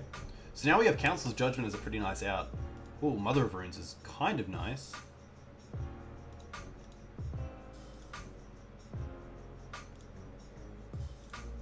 I think I play the Mum and then equip it to the Batterskull.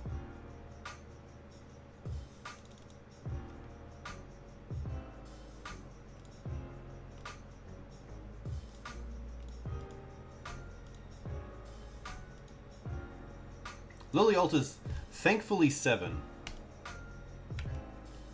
We want to keep this one. Yeah, that Lily Alting is the real deal. I won't lie.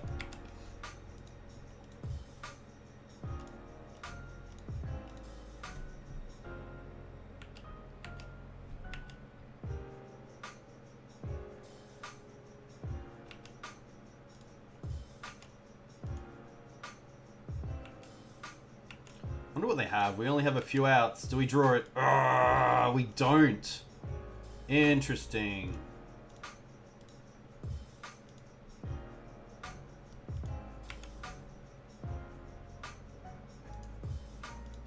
I guess we'll try to attack Lily. And we'll see what happens. They're gonna block. Okay. So can we beat...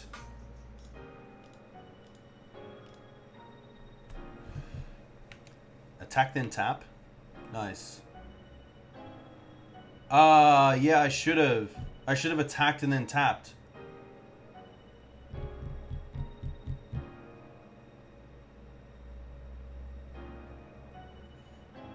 Yeah, definitely that's very true. So let's see if we can actually race this. Dread Knight's pretty good. I'll give them that. Pretty stupid to play Dread Knight though, because they already have the win, and now they've shown us a sideboard card. So I wouldn't have played the Dread Knight there.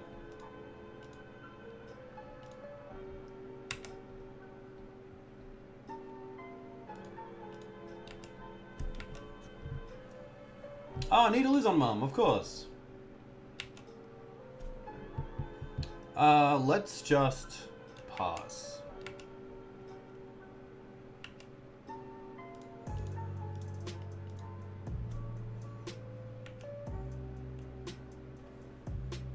Honda, okay.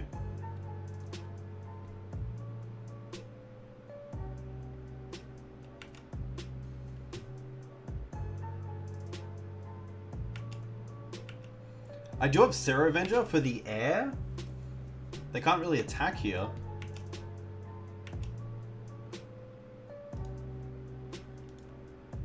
I'm just going to concede there.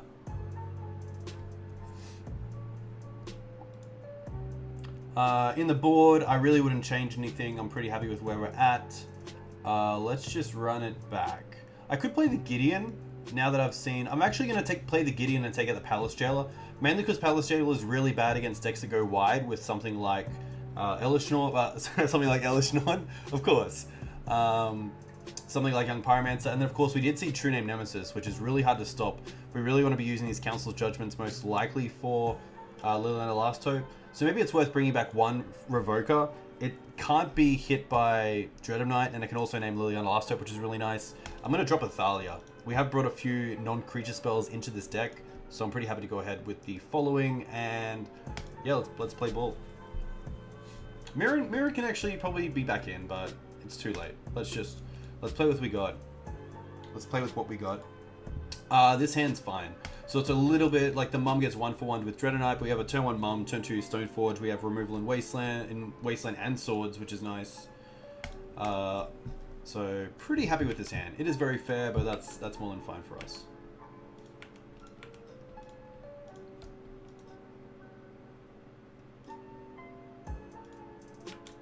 Lightning Bolt is fine.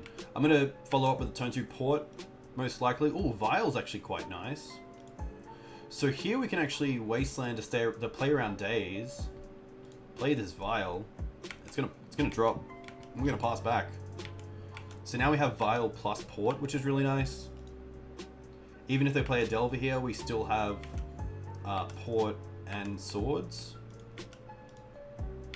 Even if we draw Wasteland, we have Swords and Port. Swords and Wasteland. Karakas, interesting.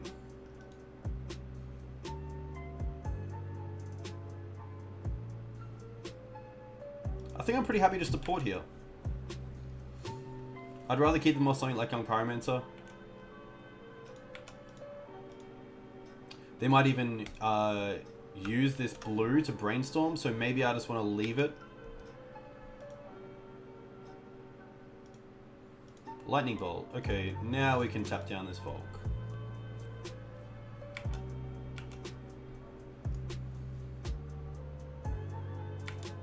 Another Delver's pretty good. Not gonna lie. Another Delver's actually really scary.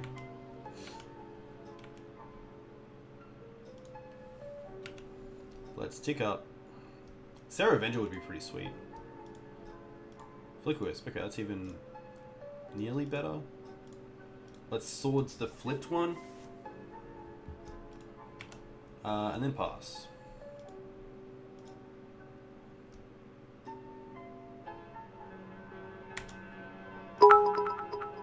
Asheen with the bits as well. Come on, mate. You're giving too much away. Too much value this time. Let's tap down the red. We know about Bolt. A huge thank you. Pluto Delta. Okay. Another Delver. Wow. I'm going to go to combat. I know they have to fetch at least, so we're going to try to block. Because they have the Bolt, we'll most likely just go for Jitte. Could also go for Sword. I think Sword's a little bit better.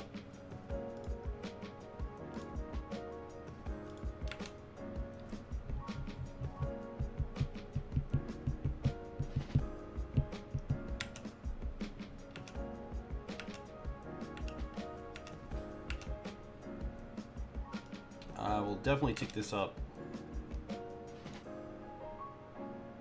Walking Ballista, interesting. Is it greedy to go for 2 mana? I think it is. I think I'm happy to 1-for-1 this. I don't want to play around. Can I play around days? It's 100% correct to go for just 1, right? And 1-for-1 them.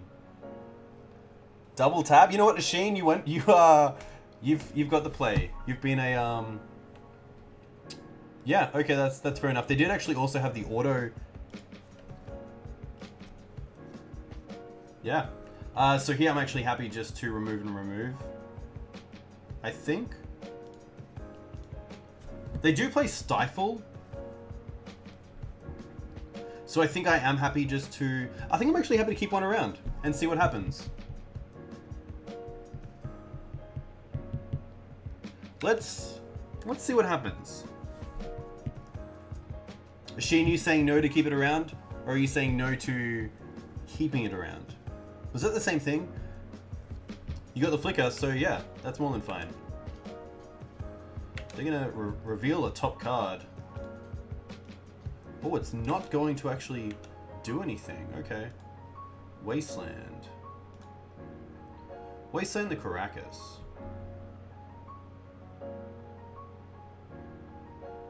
I think I care about this.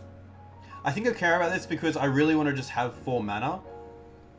Which means that next turn if I draw into a land, I either have options to tick up the Ballista or Sword. So I'm actually going to save this Karakas. They played a land for turn, so they can't do something like Liliana, which is nice.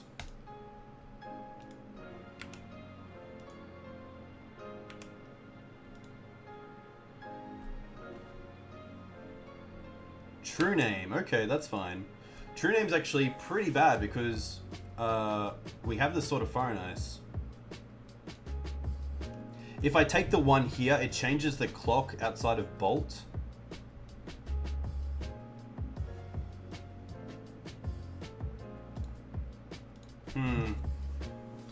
So if I take it, it changes the clock, for sure. If I don't take it, I have the option to tick it up next turn if I don't draw into a land and I can't sort of Fire and Ice. So I think it's worth just letting it slide this time.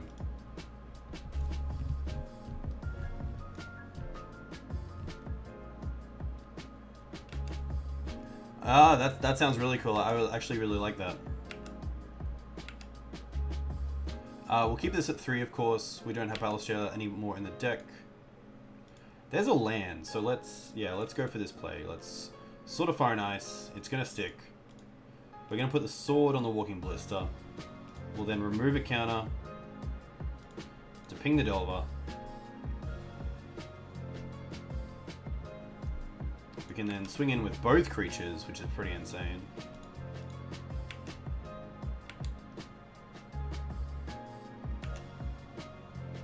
I like this line a lot. Now puts us on par with them, which is pretty insane. Could have attacked first. Of course I could have. Of course.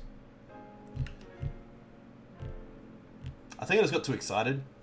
You know when that happens, when you just get too excited and you're like, hey, that's a great play, let's do it. And then you kind of rethink the strategy and just believe that, hey, things could change. Bitter Blossom. Bitter Blossom is fine. Wasteland. Wasteland's fine.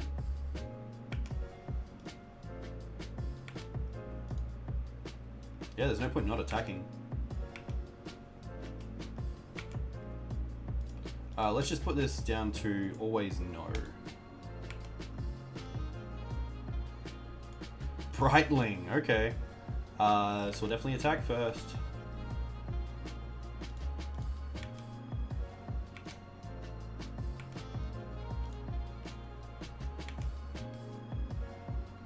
Swords is pretty nice. Just gonna pass back. Brightling is more than fine.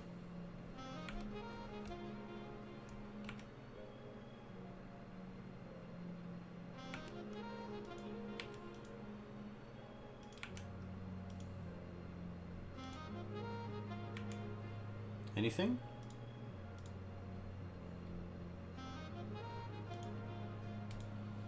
Brightling.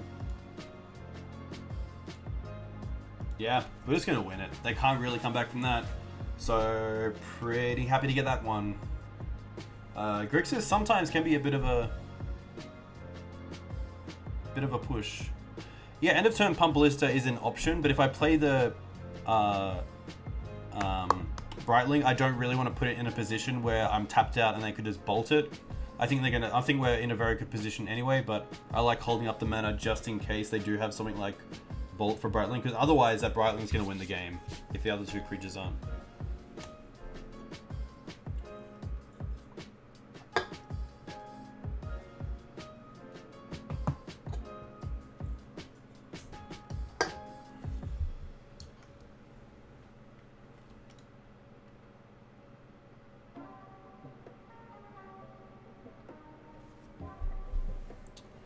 I'm playing Bant Food Chain, but no Thalias tomorrow. Surely Thalia doesn't fit in Food Chain. Correct me if I'm wrong. Do you have like a bad combo matchup? You play Force of Will.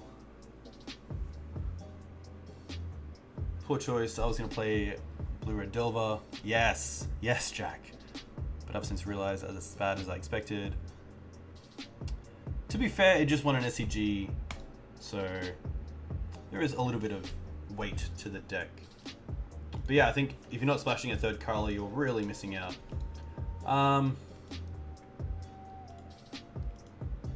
This hand's okay, not great. I don't know who I'm up against. I'm happy just to keep it. We have a turn 1 Mum, a turn 2 Port, a turn 3 Mindcensor. Again, not the greatest hand. The Batterskulls are pretty much dead card right now. Lavinia seems pretty sweet. They're gonna force the Mum. Pitching Jace. Okay. Interesting. Force pitch Jace. Could this be Miracles? If so, this is a pretty bad keep. No Vial start is pretty bad. Polluted Delta, okay.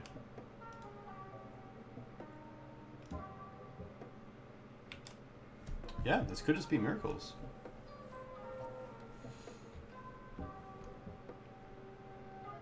It wins its games where it just draws Delver and people, and doesn't matter, it has bad cards because it has double Delver days and Force. Yeah, no, that's very true as well. I've definitely been in the situation where I've just died to like triple turn 3 Delver. Stoneforge. I do like Stoneforge here. I like playing the Plains as well to hide the Port. So let's just go for Sword of Fire and Ice. What is my favorite Highlander deck? I really like Blue Moon. I play Blue Moon myself, so like a blue-red control deck that doesn't play Through the Breach and Annihilator 6. Other than that, I do like the greedy decks. I really like the look of Rug Tempo or Rug... I'm not sure what it's called, but it's won a lot of Australian tournaments recently. Oh, I should update the current score. Thank you very much. Where are we? There we are. So we are currently 2-1. Oh, a Mountain. Interesting. I wonder if this is just a 3-color Miracles list that plays the Mountain in the main deck, which is really awkward. Yeah, ouch. We get to untap and hold up Swords if relevant, which is really nice. That seems really good. Yeah, Rug Life seems like a really fun deck. Really powerful as well.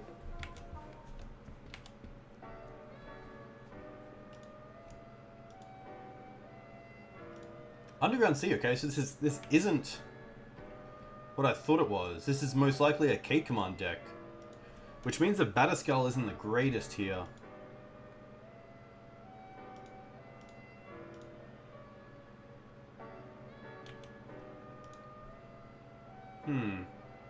I think I'm actually happy here just to play the Mindcensor, play around Kozilek's Return a little bit.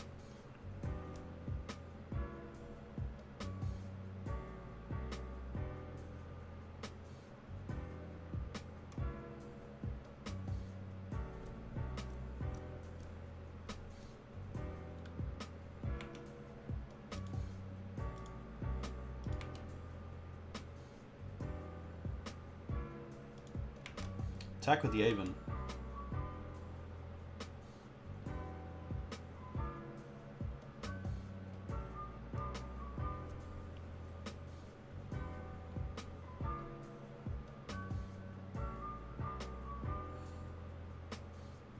What are they thinking about?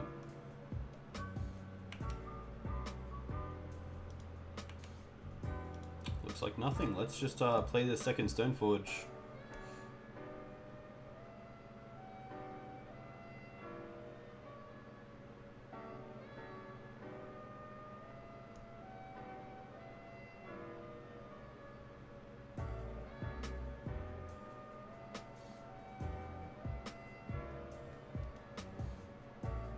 There's the K command.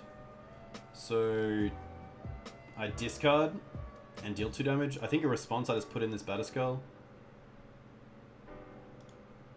And then probably discard the swords.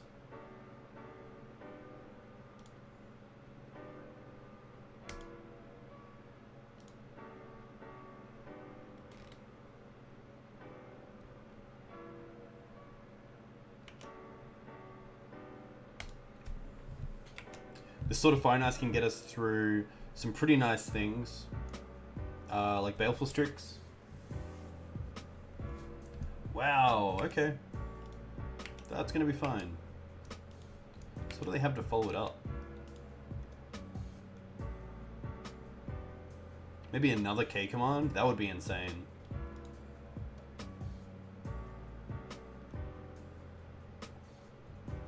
Wow, yeah. That's going to be pretty hard to come back from. Flickerwisp is okay. Flickerwisp allows us to flicker the port.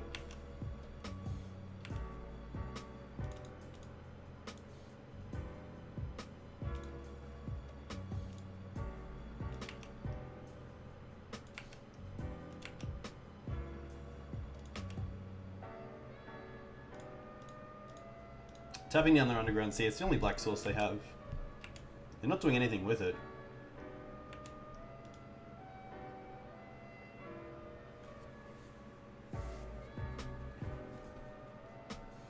Although they have K Commanders twice to 1 for 2 us, they have Force of Wills twice, which is a 2 for 1. So we're currently playing pretty evenly.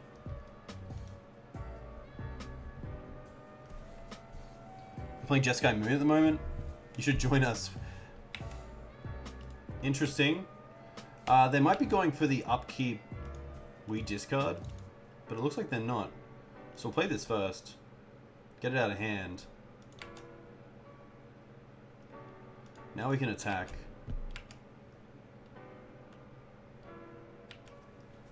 Yeah, that's very true as well. I think end step I'm happy just to try to tap them probably off red. It is the one color they don't have access to just yet, and a fetch land means on the field they are lethal. Snap's pretty good. But Snap does what? K command maybe? They're just gonna ponder, yeah.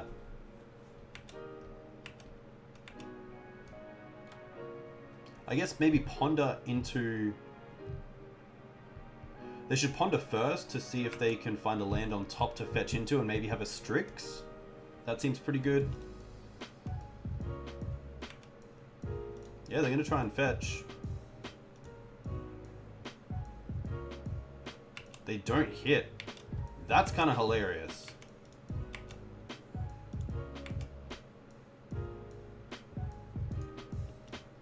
Attack with all creatures. And then I'm pretty happy just to keep this Plains in my hand and just pass turn. Most likely keeping them off red again.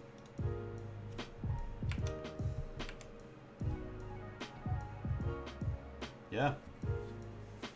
Not enough. The 2-1s and 3-1 get there. What is this? Alright, so sideboard time. I really like the Judgments. So what do we like? We like the Judgments. We like the Planeswalkers. I like the Holy Light for Snapcasters and Baleful Strixes. I don't mind the Rest in Peace just because it does shut off Snapcaster Mage, K Command, any sort of shenanigans with Liliana Last Hope. Also Gomag if they play it. The Brightling seems really nice. I think that's it. I think we'll take out 1, 2, 3, 4 swords. Revoker's still okay. Palace Jail is pretty nice. The Mindcensor there showed that it wasn't too bad. I'm happy to go down on 1 Thalia. Happy to go down on 1 Karakas. Yeah, trimming Revokers is definitely a nice one if I'm bringing in the Holy Light, which of course hits them, so maybe that's actually a concession as well. And that's 61, so let's just go ahead with this. Canonist seems okay, but it doesn't do much against Baleful Strix. It only really stops Snapcaster Mage, which is still a thing, but we do have Rest in Peace as well, which is nice. So unless I see them really trimming down on their bigger mana spells and go for the smaller sort of 1 or 2 or 3 spells a turn, I don't really see Canonist coming in. Canonist also means that they can kill 2 of our threats in 1 turn with the K command, dealing 2 damage to 1 creature and destroying it, being an artifact, which is pretty rough.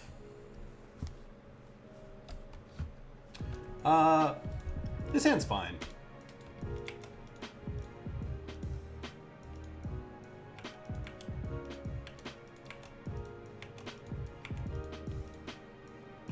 the mum isn't the greatest.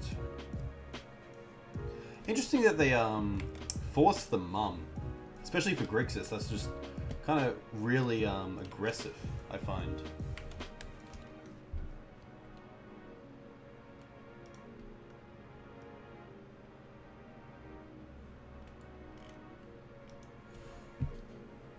Rest in Peace coming out next turn is quite nice early on, stopping any sort of Snapdust shenanigans.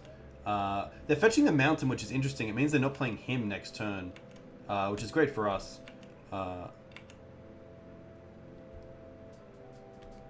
Karn seems pretty nice as well. We don't have any artifacts in our hand as of yet, but happy here just to try to slam this Rest in Peace and see if it actually gets down.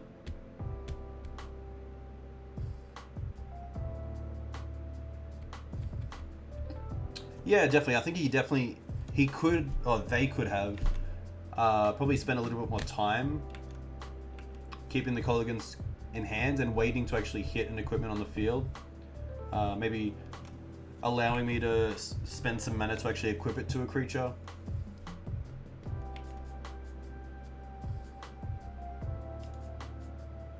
This could just be a Liliana, and it is. Which is pretty rough. All our creatures are X1s right now. Looking for something like Revoker or Stoneforge Mystic, which is pretty good.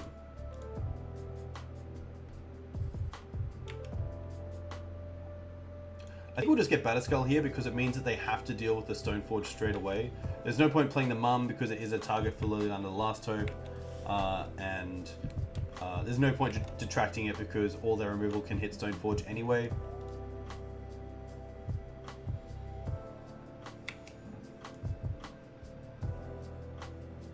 Brainstorm tells me they don't have an answer, or they have a K command with a fetch land and they want to make use of both.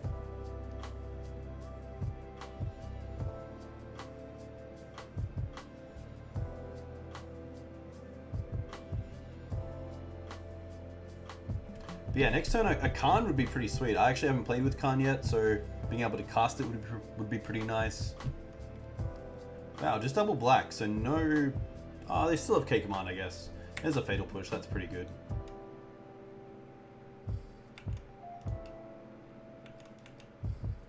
We really want to land off the top, or else this hand's not really doing anything in the face of this Liliana, which it's not going to happen. Happy to play the Vial. Keep the Flickerwisp in hand just for a little bit longer to see if we can actually reset this Liliana just to buy some time, but pretty rough.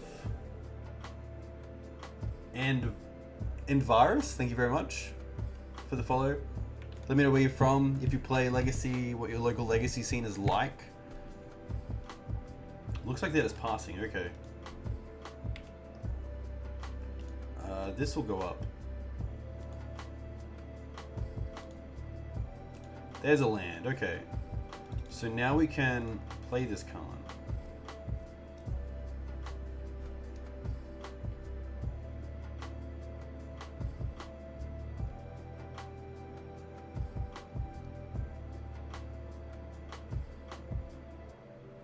This Karn's got to be a tick up. The neg does nothing because the creature will be a 1/1. Oh, it'll be a 2/2 because of the Vial. Okay, that's interesting. They're gonna force it. Okay, pitching Snap, which is more than fair.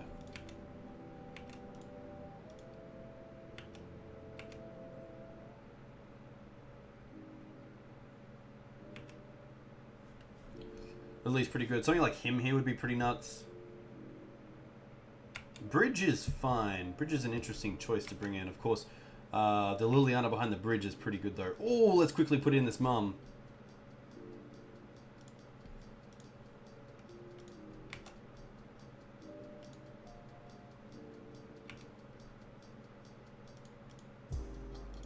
Planes. So I could also just go for Recruiter.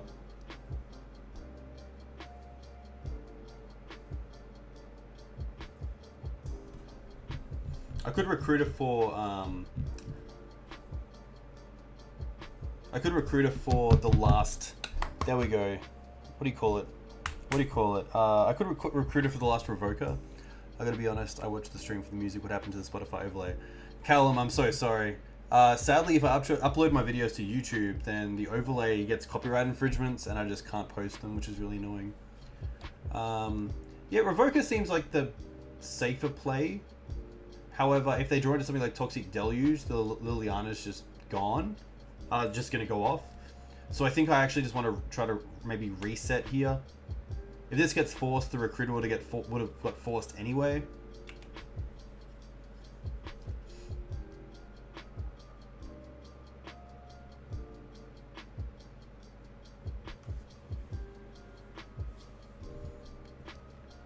It does, but at least this way it keeps me with a Recruiter, which I can start getting back things with.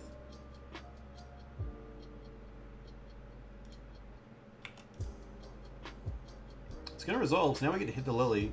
And we have the Mum backed up, which is really nice. So I think next turn we'll just tap down the red source, keep him off a bit of red. So even if they try to key command, we can give Pro Black in response to the Flickerwisp, and it will survive the Liliana hit.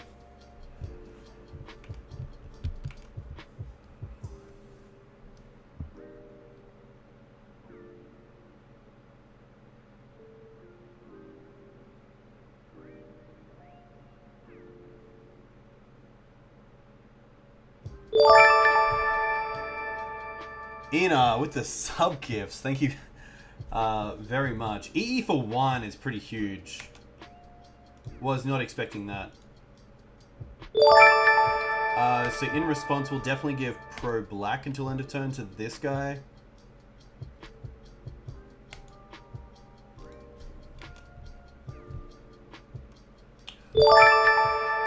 There we go. Movo, thanks for the sub. Let's have a quick look at this dashboard.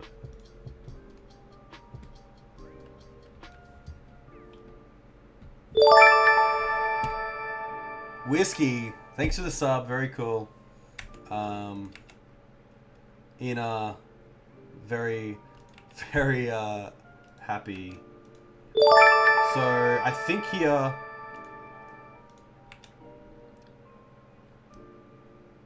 Oh, why did it skip? Why did it skip? Oh, that's rough. That's really rough. I think that means here we just have to go Recruiter into... of course, we can't attack because we have 2 cards in hand. Let's just go for the Phyrexian Revoker. Kitsune Kira, thanks for the follow. Let me know where you're from. What your...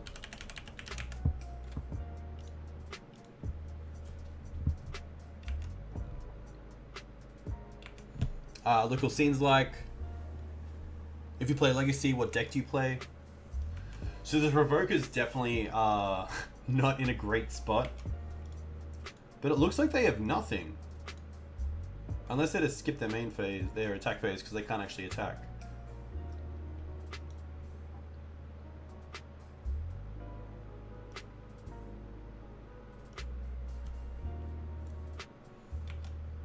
Yeah, they're just going to pass. Mother of Runes, interesting. So what I could do here is in main phase, tap down their blue sources so they can't get me with a Snapcaster Mage. Whiskey, thanks for the follow as well. So let's do that.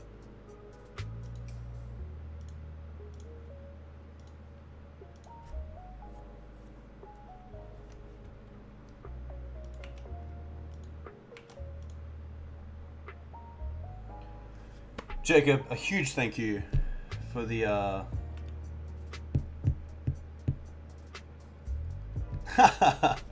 for the follows. There's the snap. Okay, so we can't really have any great attacks, but it's probably worth it at least attacking with the Recruiter of the Guard.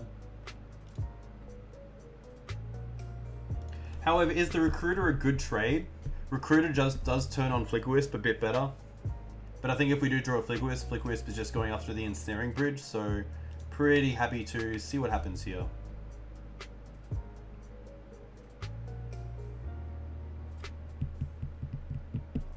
Welcome to the Nerd Club. They're gonna block, okay. At least now we can try to get this mum online for a turn. But yeah, huge thank you, not only to ENR31, of course, for the subs, but for those who sub me. It means a lot. It does a lot. Yeah, I can't say more than thank you. So this turn's pretty huge because it gives them a gap to actually destroy this Revoker with targeted removal, like Fatal Push or Lightning Bolt. We're really wanting this mum to stay around. They drew into a land.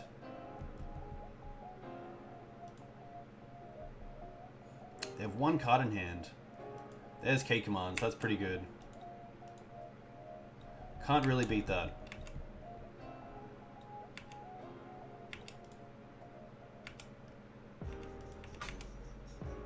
Oh, there's a Judgment, which is nice. I think I'm happy here just getting rid of this Liliana.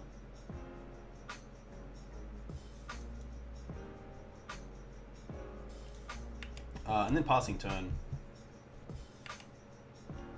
If anything, we can tap down the fetch land and make them fetch. They might have a card on top they want, so they might actually just tap this fetch land, which they do.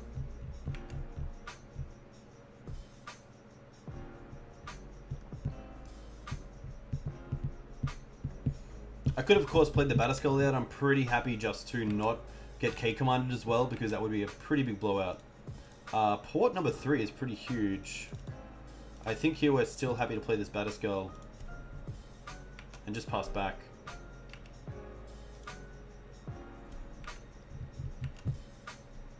K command is hardly the most fair card in Legacy. So I'm going after the the Bloodstain Mire because it is really the only land source left that's kind of portable. Ponder. Ponder's a nice fair card. Ponder's a great fair card. Ponder can get you out of a one-lander. It can really dig you in the end game like this. I think Ponder is probably one of the most fair cards around. It even just replaces itself, which is nice. And gives you a shuffle. Maybe it's a little bit too good. Interesting, so just a land. Ooh, Jitte. I guess we try it.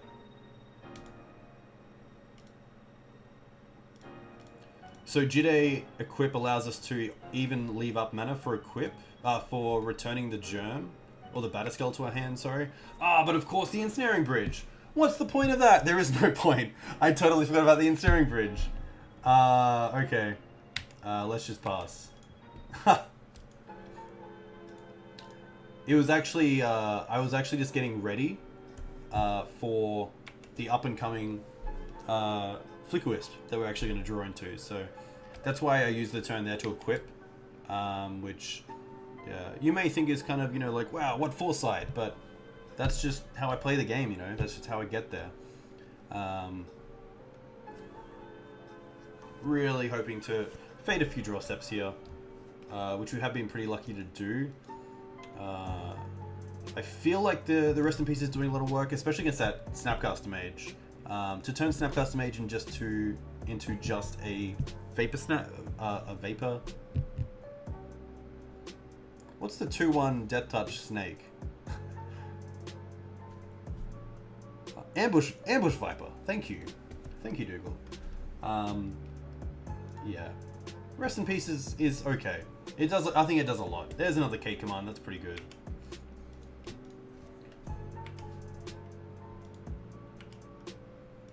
All right. Vial. Great to draw. Boom. It's turn 1 again. That's what we've done. We've reset this game. At least here we can keep them off 3 blue for Jace.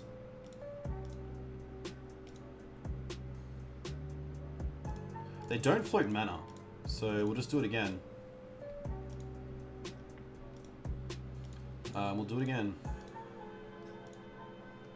I guess they can go land into Jace. But it looks like that's not going to happen.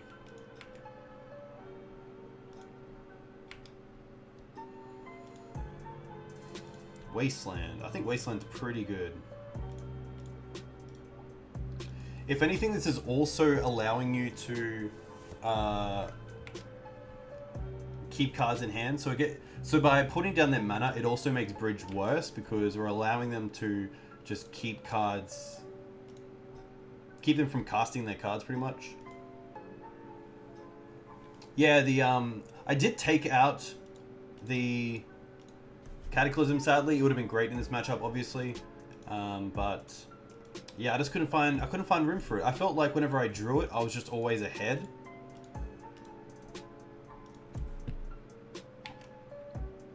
Yeah, Warping Wails, I will probably never leave the house again without Warping Wail in my D&T deck. I tried it ages ago when I played Ancient Tomb and I loved it. I took them out when Palace Jailer came in because it was kind of the flex spot, but yeah, big fan of Warping Wail, especially against elves. Against the mirror, it's great. There's some really big sorcery speed targets that are pretty nice to deal with.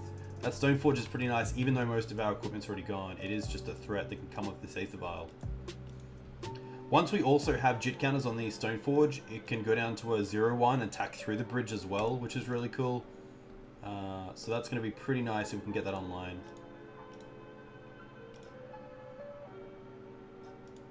I'm going to float there, so we'll see what happens with this mana. It's not going to do anything, so we'll take care of this mountain.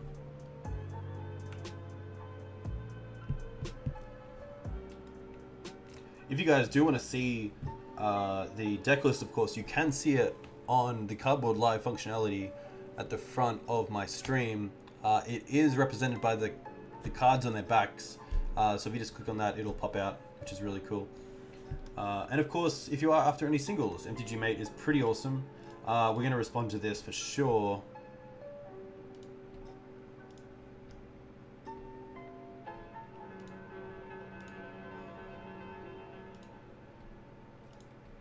I think they named Jitte. They could also name the Rishadan Port. They are down to 1 card in hand, so it's a case of can they play it or not.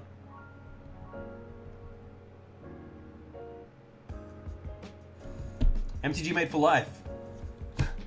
Von Snickety, very cool to see you in chat.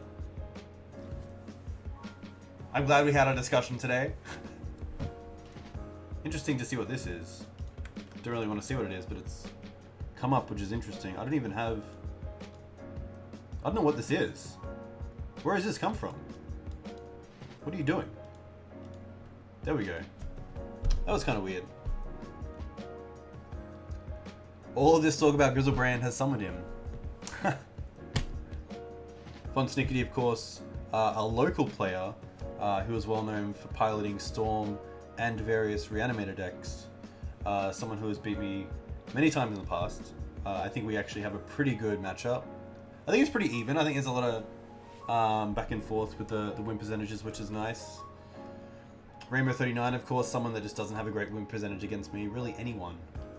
Other than life itself, because he's such a great bloke. Taking a lot of time on this Sorcerer's Spyglass. They've gone down to name Umezawa's Jitte, so obviously picked up on the fact that I can attack with it, and then next turn just get some free ones. So a Flickerwisp here would actually do it. I think we are a solid 50-50. I'm sure you can actually find that out online somehow. We will go up to 3 because it also turns on Flickerwisp. Karakas isn't the best draw. They do have 1 card in hand, so we may as well attack while we can.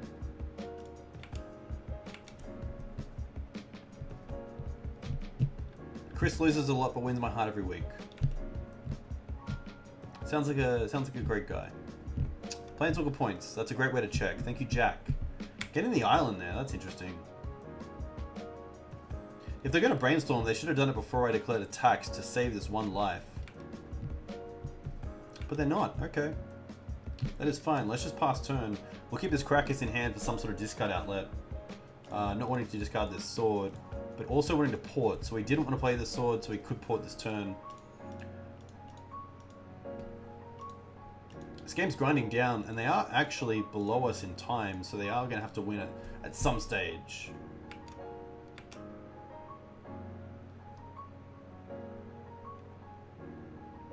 Maybe it's through Jace, who knows? If it was through Jace, maybe I should have actually...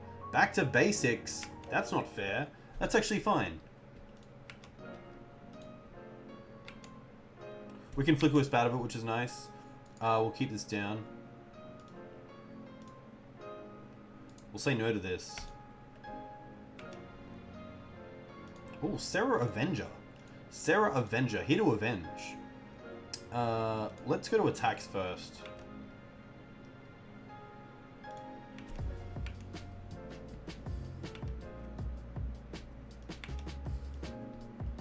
Now we can play the Serra Avenger. Remember that time I cast Natural Order? I think I do. Probably one of the worst cards that D&T can face. Especially if you've got the chance to actually cast it with creatures on the field. Probably the most unfair card ever printed. That's a very big lie, let's be honest.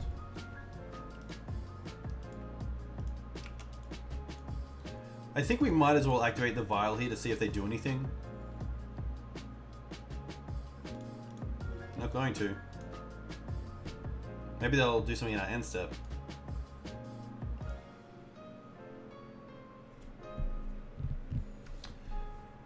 Some people probably think you were favored in that matchup. I hope not. So they're going for the K command there. So destroy, and I believe I discard, which is more than fine. We have this Karakas. That surely is all their Colligan's commands gone. Another Vial is pretty funny. I guess we chip in again. Going for that sweet, sweet damage. Stoneforge really getting there. There was a time locally where I did play Ethersworn Canonist in the main deck, just to fight against the Storm and Elves variants, and I found the win percentage went up greatly, but it just wasn't. It was okay. You just kind of missed the cards that you took out.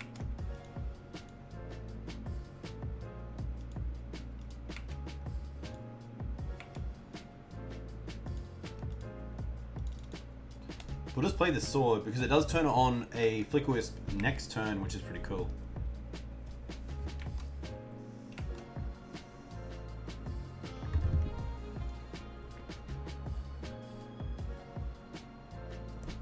Another bridge would be pretty insane, but I'm playing Spirits and Big Thalia, and I'd say my win rate versus Elves is about 40%. Yeah, and they're great cards against Elves. Like, New Thalia is amazing, especially against Cradle. And of course, slowing down Heritage Druid as well. Mirran Crusader. Mirran Crusader. I guess we play it because it means that they can't actually... I guess we attack first for sure. Mirran Crusader is a great 2/2. They're just going to play a Snapcaster. Okay.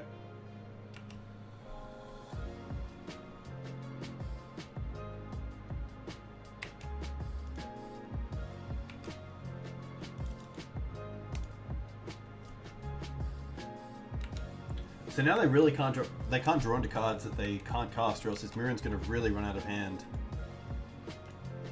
Brainstorm's pretty good. Let's be honest, Brainstorm's pretty nice.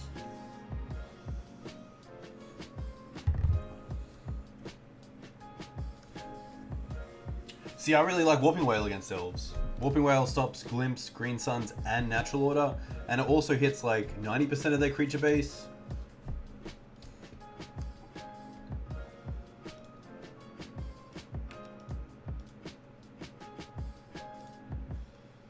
Down to 10. This is getting interesting.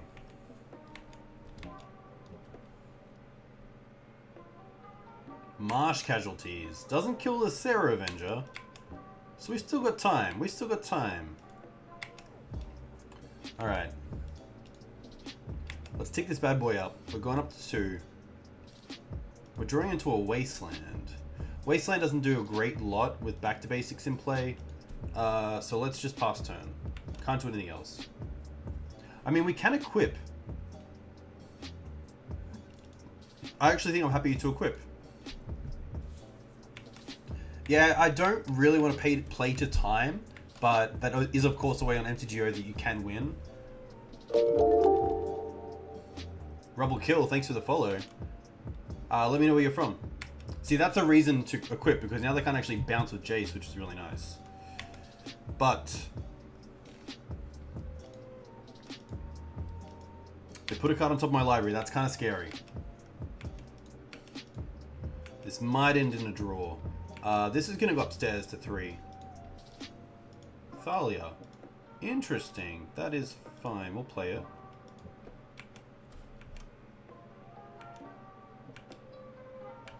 No great attacks. Von Snickety with the 200 bits. Thank you very much.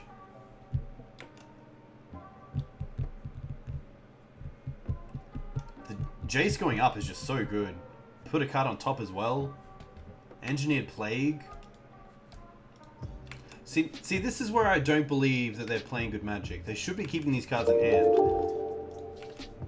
I guess they had to play it because they wanted the Ensnaring Bridge to be online, but at the same time, you're giving away sideboard options for game 3 where you really don't need to. This is definitely not going up. It's staying on 3.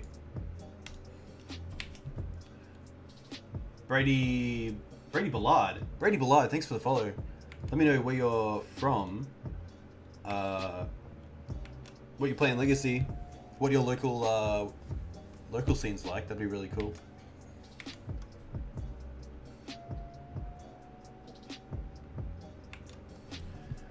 Jace up to 9. Not looking good. We need to put a card on the bottom of our library and then draw into a Recruiter or something like Flickerwisp.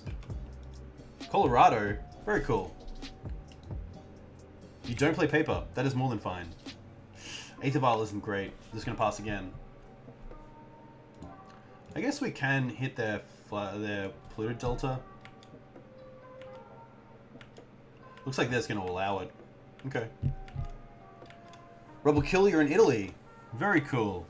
I am a huge Mengucci fan, so you have some pretty good pro players, to say the least.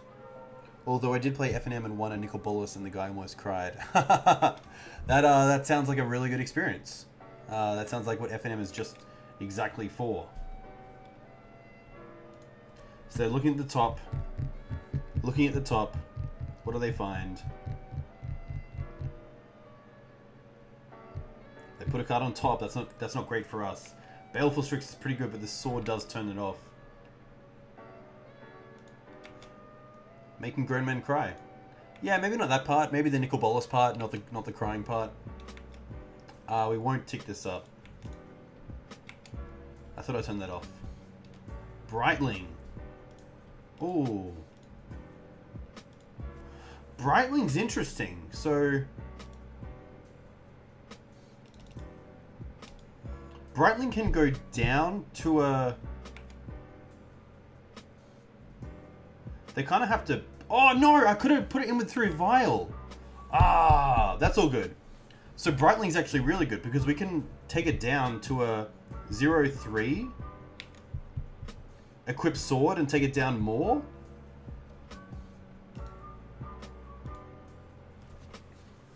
Him to Turak is fine. They go down to 1 card. Back to basics again, that's fine. I think we can do this. Brightling gets through bridge.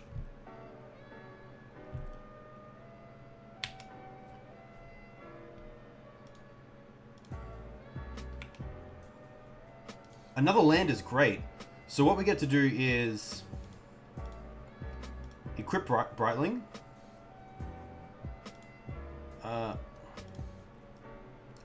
And then down 4. I can't get down enough. Did I do this wrong?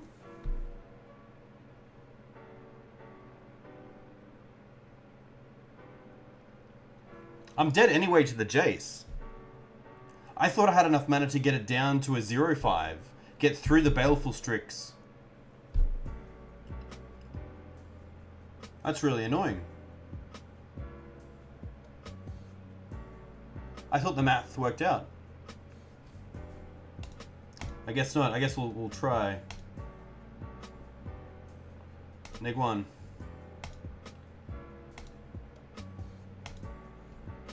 Neg 1. Yeah, we're going to be one short. Neg 1. Yeah, we're just going to have to go to game 3, I guess. Because there's nowhere to do it. That's rough. I thought that was a great draw. We'll play this back. No changes. Maybe the Relic-Warder. We don't care about the Relic-Warder. That's fine. I do need to pump as well. That's very true. It's rough. So close.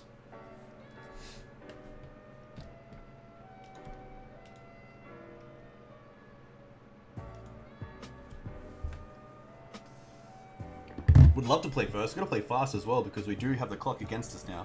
This end's fine. We'll keep it. Pretty happy to go Plains, Thalia. If a Thalia gets forced, that's fine. We have a second one. Relic-Warder does seem good. They did bring in the Engineered Plague. They have Back to Basics, and they also have EE and...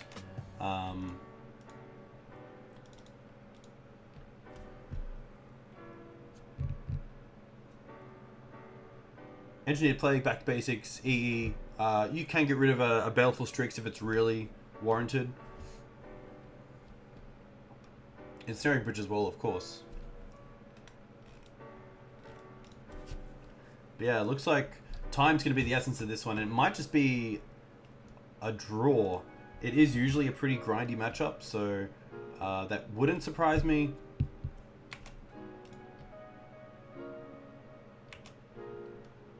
This hand's a little bit of a trap as well, because if I play the Mirror next turn, which is most likely the correct play, I could just overcommit a little bit too early on threats and get wiped out by something like Marsh Casualties. But at the same time, if I want to win this game, I think playing Mirror next turn is correct. A Force here would be great. I don't get the Force, which is fine. It still slows him down enough.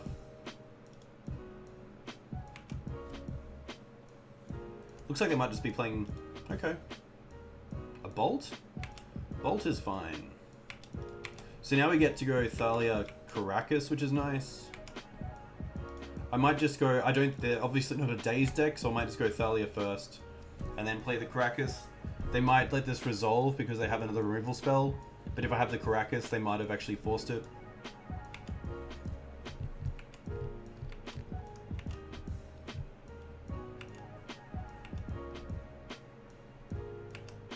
Oh, they're just going to miss a land drop. Wow, okay. That's fine. I think because of the actual mana that they have, I'm happy here just dropping this Mirran Crusader. Turning off the Karakas for a turn, but this seems like a great place to actually just jump on board the damage train. There's Force, okay. That's fine.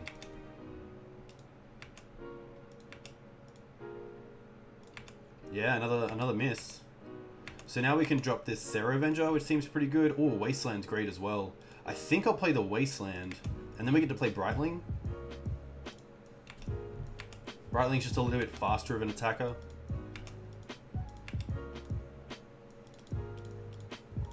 This way we also hold up both removal for Thalia in response to removal, and also pump Brightling out of bolt range, which is nice. Also a bounce for each. There's a Brainstorm. Perhaps finding a fetch land.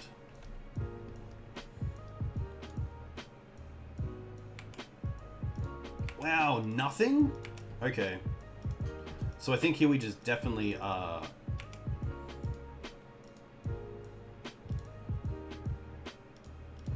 with both of these. I'm not sure if I'm scared of anything to return with. I think I'm happy just dealing... So if I deal 6 here, they go to 7, and then we have lethal next turn with Serra Avenger anyway. If I deal 5 here, they go to 8, and we have lethal anyway, so I'm happy just to let this go through, play out Serra Avenger, and now just pass turn.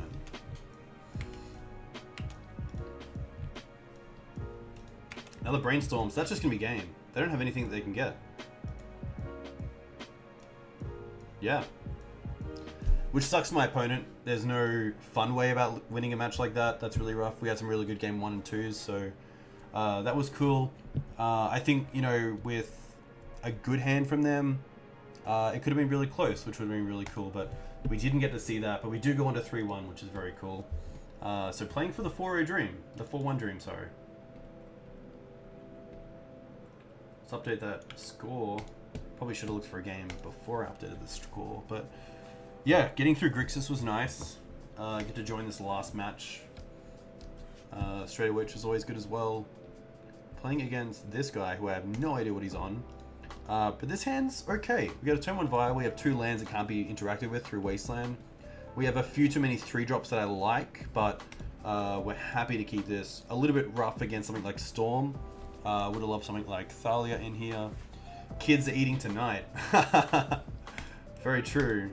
They are eating, Chris. The 3-2 dream is still alive too. Very true. The 3-2 dream.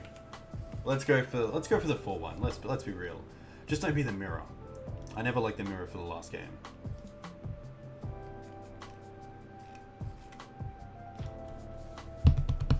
If anyone watching this would like to talk about the current thoughts on London Mulligan in Legacy, that would be very cool. You think this guy plays lands? Windswept Heath seems like a really slow start for lands. But either way, I think I'm happy here just to play Stoneforge and maybe get Batterskull out of the deck.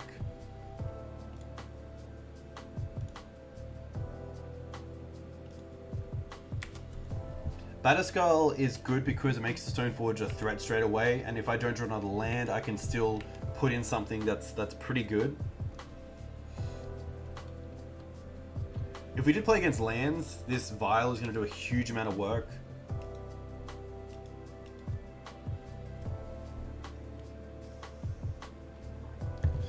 I'm okay with London Mulligan. I always have turn 1 Force and turn 1 Vial. Okay.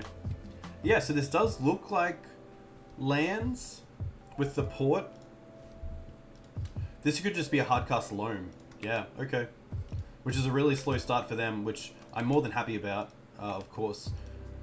We don't have Sanctum Prelate in the deck, which I just actually figured, which is actually pretty bad. We should have Sanctum Prelate in the deck somewhere.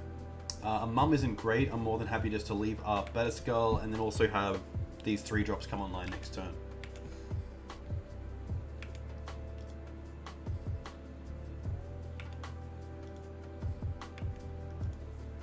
Wasteland Exploration. So Exploration, of course, really good on turn 1. Not the great as the game progresses. The Wasteland's here doing nothing, which is great for us. It means this Batterskull is going to come down and do some work next turn. But yeah, a really slow start from our land's opponent.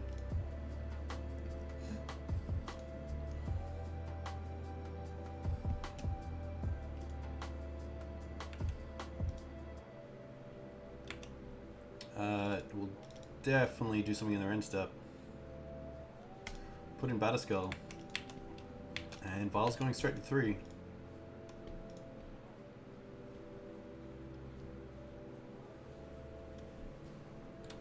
Okay, we will tick this up and then most likely just keep it at 3. Karakas actually a really nice draw. So I'm happy here to attack with both creatures. Putting them down to 14 and then just playing Mirran. Maybe they might even crop rotate here.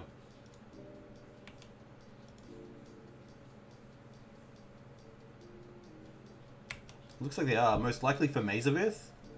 Just to buy some time. Yeah. Which is going to be fine.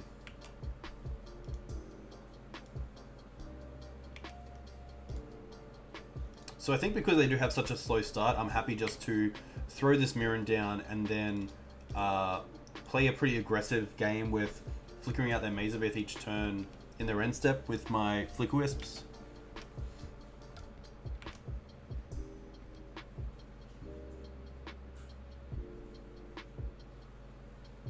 I'm assuming they'll dredge the draw.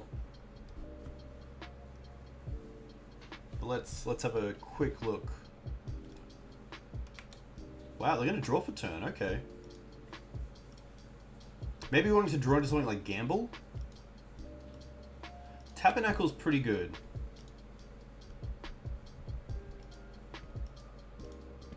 Interesting. So I think end step I'm going to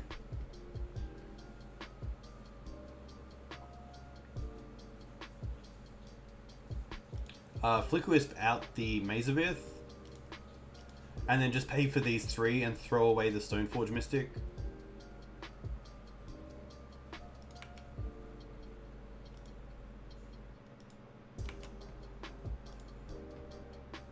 And then so now upkeep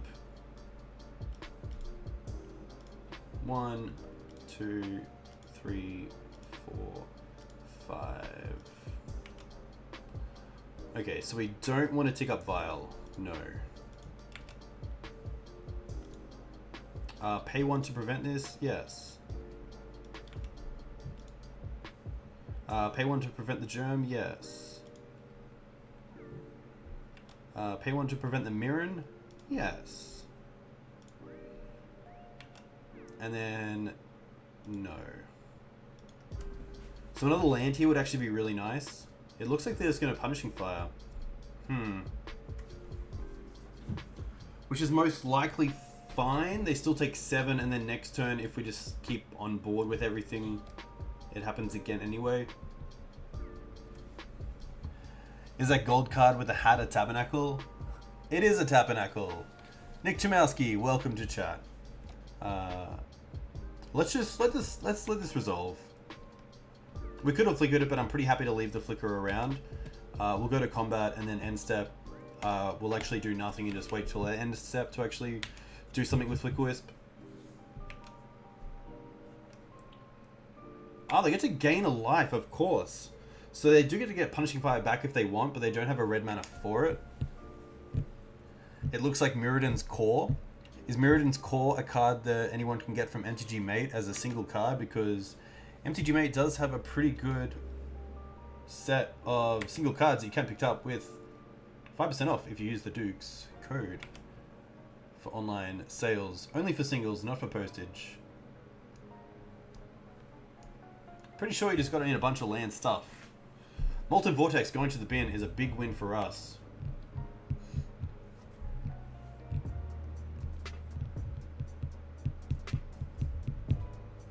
So now they really need something, because next turn we do have lethal on board if we take out the Maze of Ith. Wasteland's pretty good, but it looks like they're not going to use it.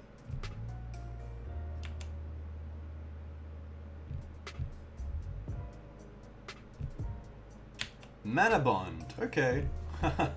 Mana Bond's pretty good.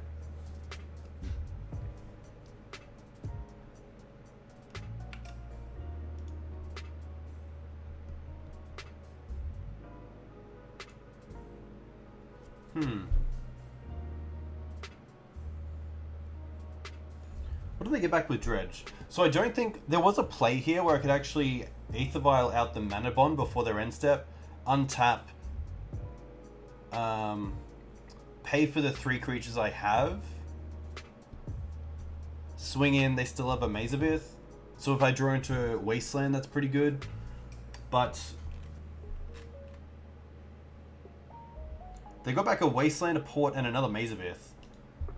So I think here I have to get rid of the Mana Bond. And then just hope to draw into something.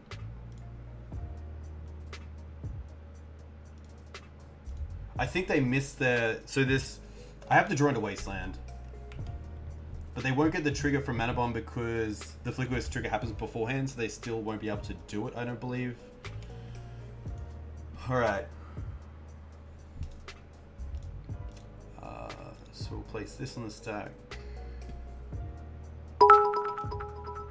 Fun Snickety with the 45, thank you very much. We'll prevent all of this, and then we'll just draw into Wasteland. Like, it's pretty much that easy.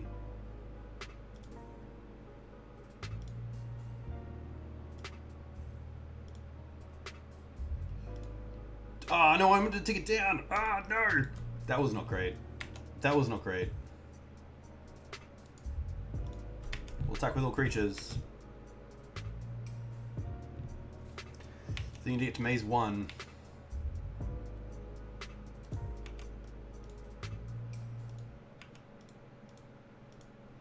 That's pretty rough, ticking up that Aether Vial. Really meant to not tick that up.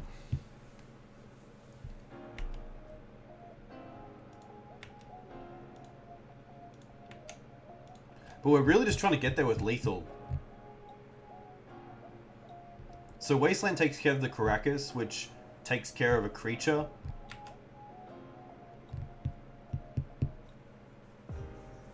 People cheering, trying to dethrone me. Jacob. Barbarian Ring is rough. Barbarian Ring is very good. A huge thank you for the cheers. Have fun. Let me know if I can do anything to aid this. You can do a dance for chat, please. Can you do a dance for chat, please? I'll do a dance for chat if I win this game, which I don't think I will. Especially with Manabon on the field, and then getting back already with... Nick Chimmy subscribed. Thank you very much. Very nice. I feel like Jacob just bought himself a dance. I don't really have a dance. You gotta tell me what sort of dance I can get into. If we get the 4-1, I'll definitely dance. I'll even make some sound effects to it, like Ricky Gervais in The Office. The original.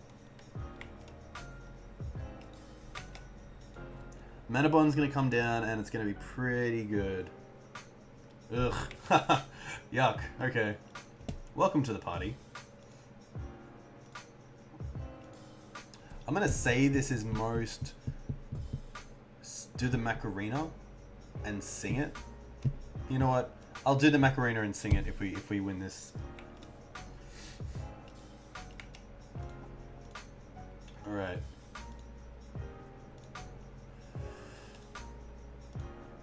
So this is definitely an always no.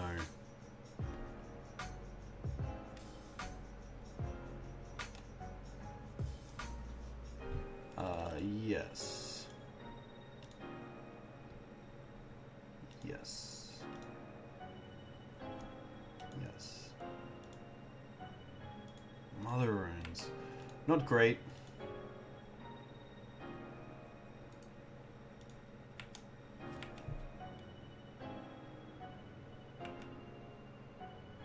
So they can maze both creatures and then just Barbarian Ring the other one.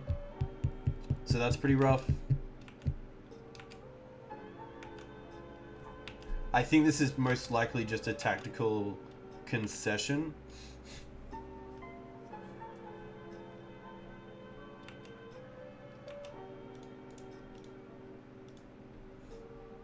All right, let's go straight to game 2. Can't do much with the Mazavith, which is rough. So what do we like taking out? The Mirran's a little bit too slow with punishing fires. I don't really like that. Walking Ballista doesn't do a whole lot. We can take that out. Jitte as well doesn't do a whole lot. Warping Wail doesn't do a whole lot in this matchup.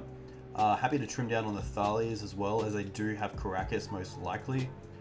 We do have some pretty good graveyard hate in Rest in Peace. We have Faerie Macabre, we have Surgical and Surgical. We have Leonin Relic-Warder, which is pretty nice, and a Council's Judgment just for any sort of enchantments that are in there. Gotta go back to work. Thank you very much, Jacob. As always, the best guy in chat, obviously. A huge thank you for your gifts. Huge thank you for your support. I'll definitely come back to your stream when you're streaming next. What else do we like?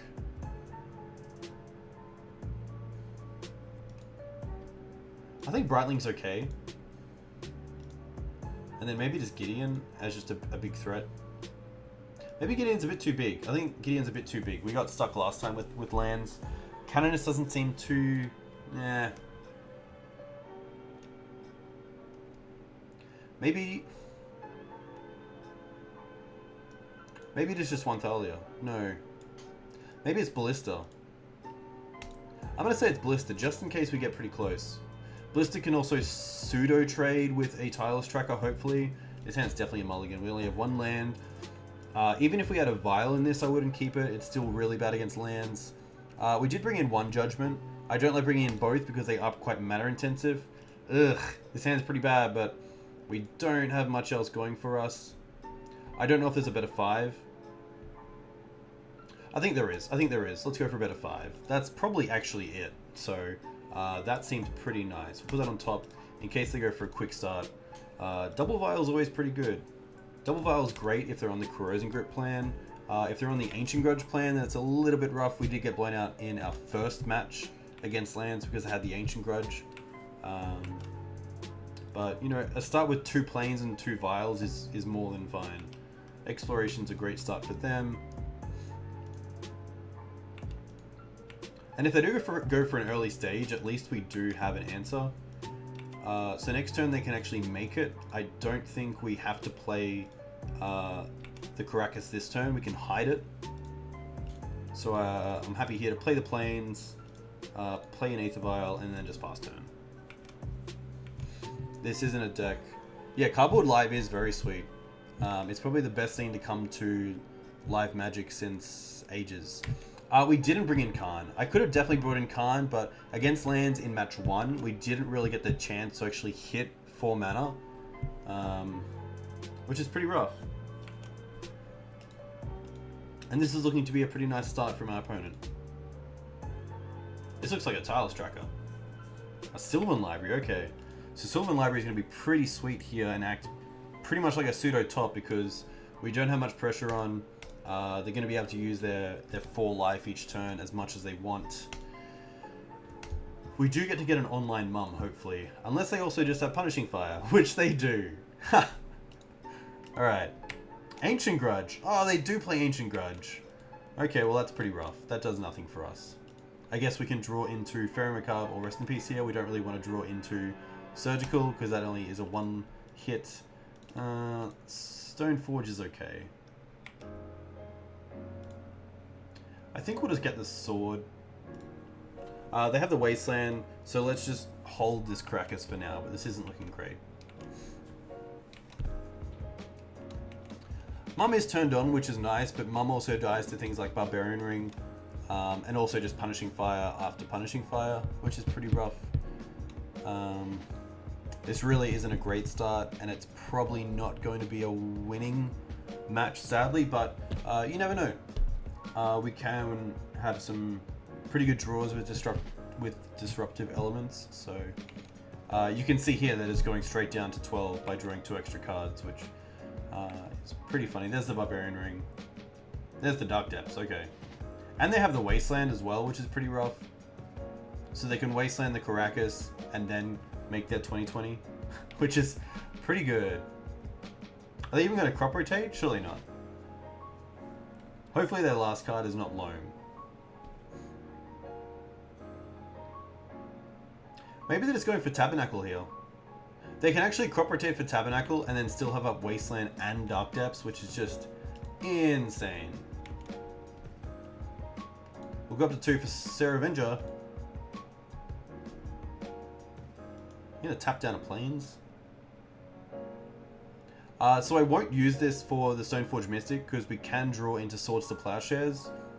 And we can't really play around with a white mana off the Karakas because they could Wasteland us in our second main phase and then make the Dark Depths token in the end step. But if they are actually...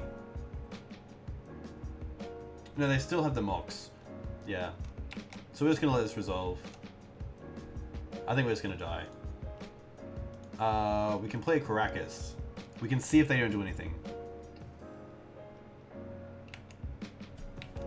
Can't really attack. The only thing we probably could have done, we lost game 1, HC Fox. Pretty convincingly as well. They got a Mana Bond online, and Mana Bond with Life and Loam isn't great. So if they make their dude now, they just have it. And they're... To be fair, we'll go to 1. We'll go to 1. They do need a way to get back either the Barbarian Ring. Oh, they're not actually gonna... They're just gonna play the safe game. Interesting. I kind of like it.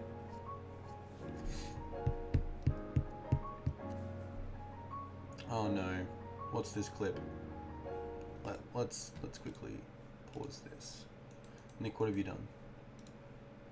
Sylvan Library is gonna most likely take another 4. They can easily go to 8.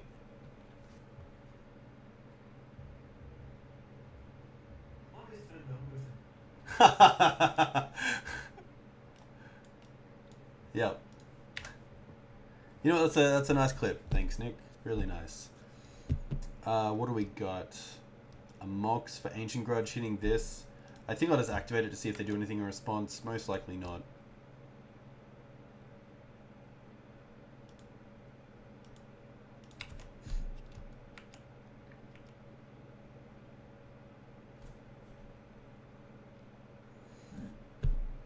I think realistically this is just going to be a concession. There's the Waste, there's the Life in the Loams. That is sadly just no outsies for us.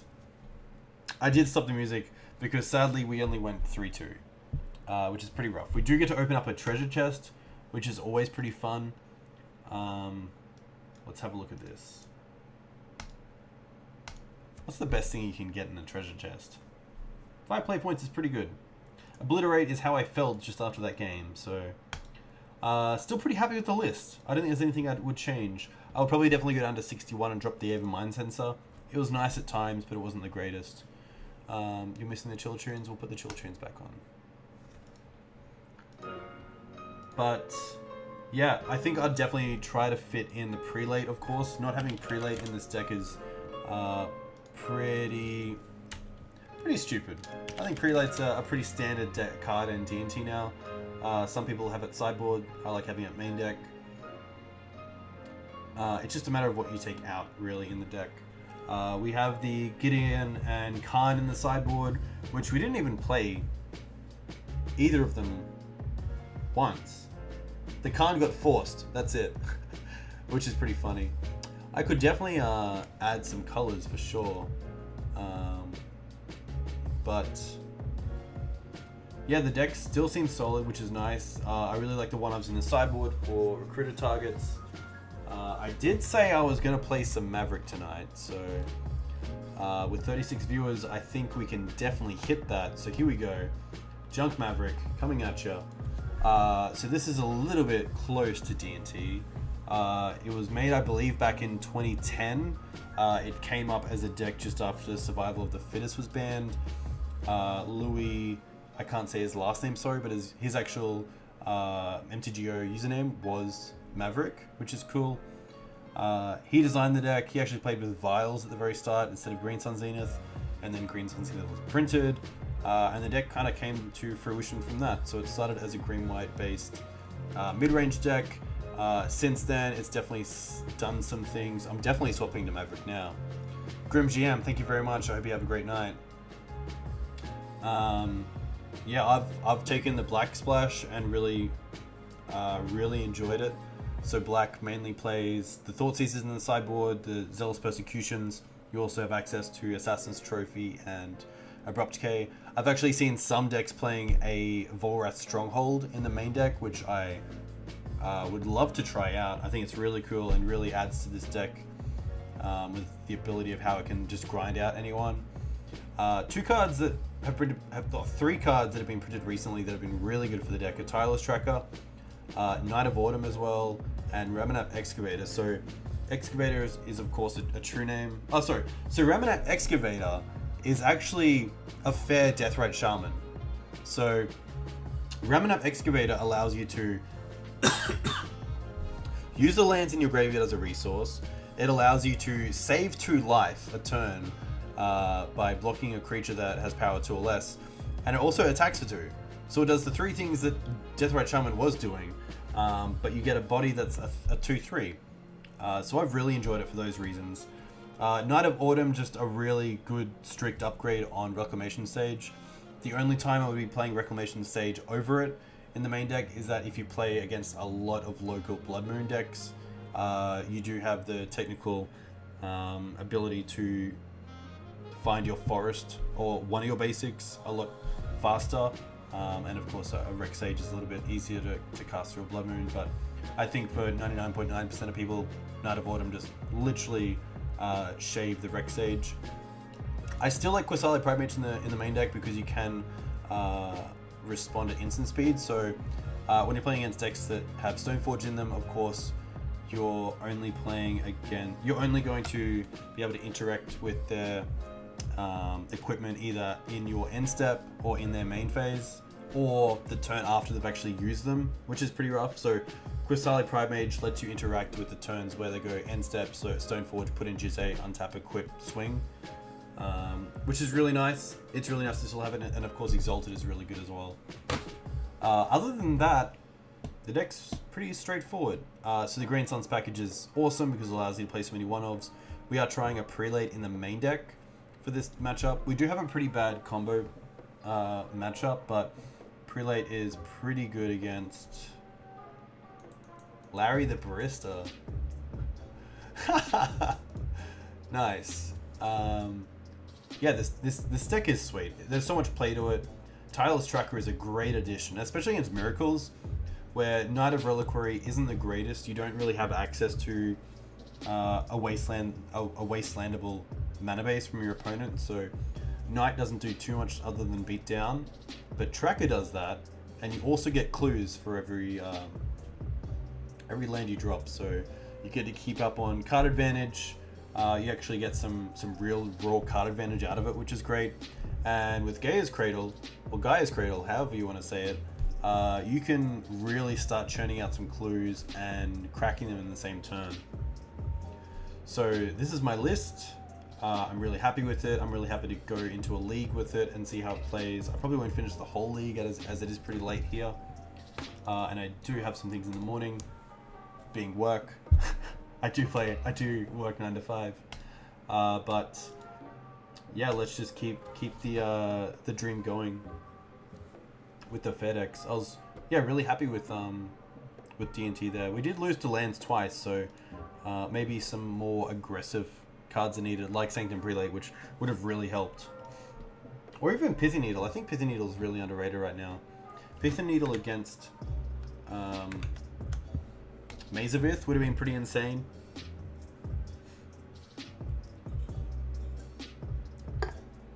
Sadly, there's nothing that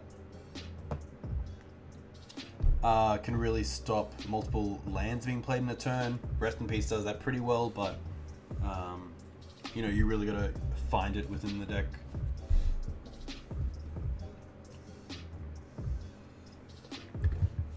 Oh, when does the Cupboard Live update? It does not. Thank you very much. Let me quickly update my Cupboard Live. We'll change up the score as well, so we'll actually use this time just to hopefully not get our match straight away. We do, of course. So we're going to change this. Maverick Legacy League. Who was that actually just signed up? This hand is a sweet hand because we're going to keep this every day of the week. So we get to go turn 1 Savannah, turn 2 Thalia, and get so close to actually... Wait, didn't we have the play? Did we just choose not to go on the play?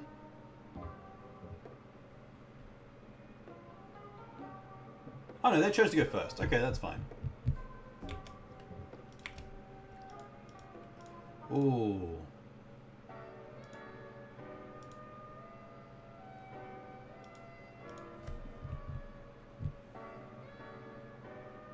Pizza Kudasai, thank you very much. I of course did, as I can see in the chat, in the log.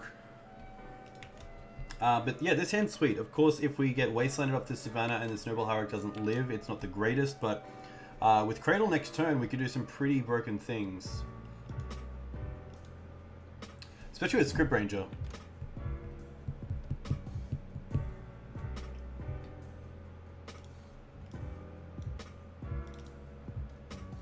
There's a list, so let me quickly update Cupboard Live. Go to the dashboard. There's a push, which is actually quite nice for them. That's going to resolve.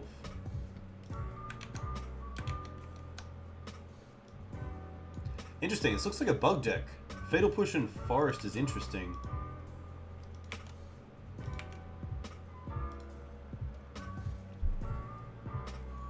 I think I'm happy to just play a Wasteland here and play this Thalia out.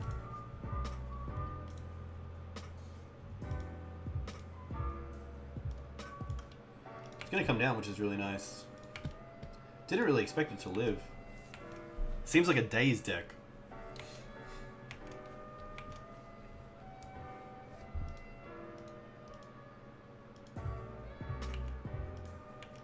Looks like they wanted to pay for something, but then couldn't. Which is interesting.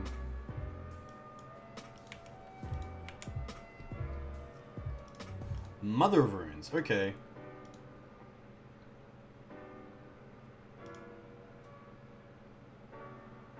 So I'm pretty happy here to play Mum, and then play Cradle, and then play Tireless Tracker.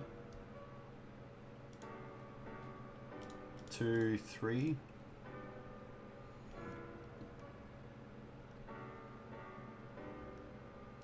This might cause something like a Daze Brainstorm. Okay, so Brainstorm's actually not the greatest because with Thalia out, they can't pay for Daze and they can't pay for Force of Will, so they're most likely looking for something like a main deck sweeper like Toxic Deluge.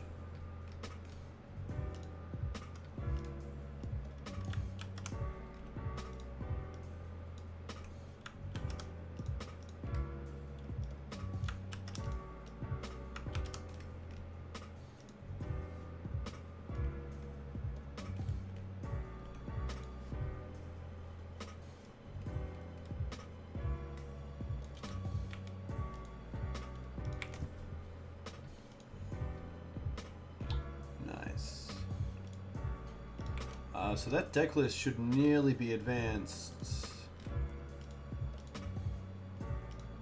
Alright, so that deck list should be up, so Cardboard Live should be updated, which is really nice.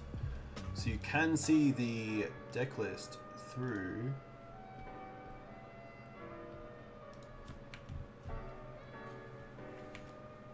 I'm really holding back Wasteland because I wanted to get down my board. But this Wasteland on this Underground Sea is looking really nice, especially since they missed a land drop last turn, I believe.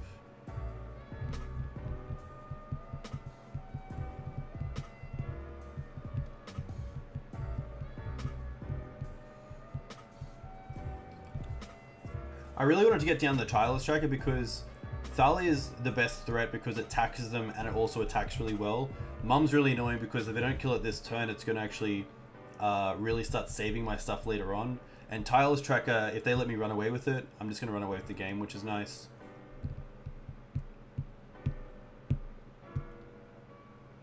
This could be a Gurmag Angler, and I think it is, because they're trying to pay costs for it. It's going to be a Fatal Push on Mum. Okay. That is fine. Another Swords isn't great. We'll definitely trigger the tracker first.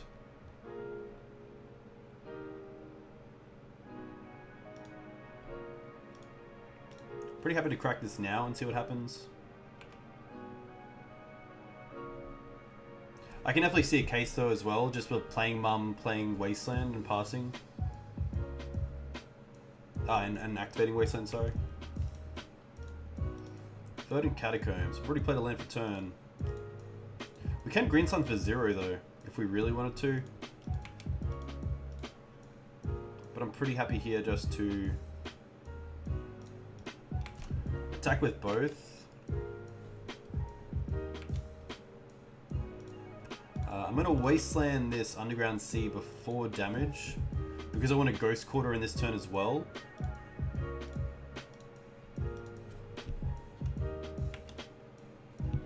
They most likely have another one, but at this stage of the game I'm pretty happy with them going down on dual lands, so it actually restricts their mana through basics. It also gives me some information post-board that if they are like something like a Jace deck, if Assassin's Trophy is going to find them a land later on. This does take them off blue, which is nice. And now we're just going to pass back.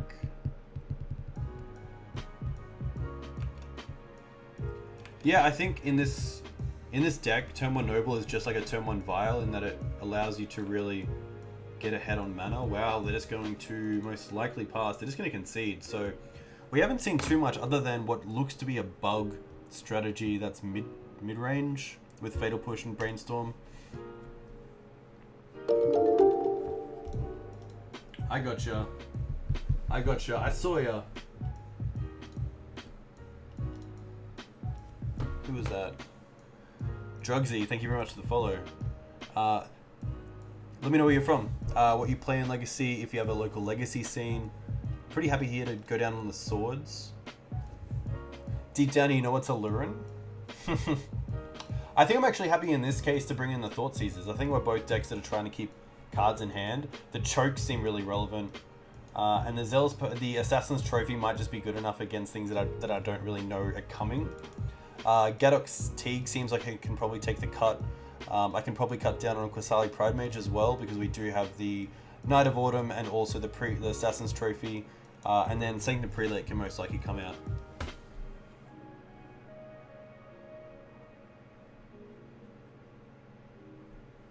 Yeah, that's very true as well. I think I really wanted to keep the Green Sun Zenith in my hand for a real threat in something like Knight of the Reliquary. But yeah, going for mana there would have been pretty good as well. Sometimes I'm a little bit I'm a little bit scared of Liliana Last Hope in these sort of colors, so I didn't really want to fetch up early. This hand's fine, it's very fair, but we'll keep it.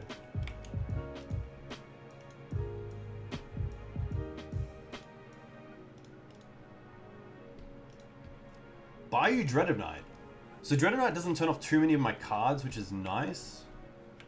It does turn off this Mum, but it just gives me an opening to actually maybe Windswept into a Dryad Arbor. Tughi, I can't say your name, sorry, but thank you very much for the follow. Let me try. Tughi Aliyev? Tugha. Yeah, that's very true as well. Getting aggressive is really nice.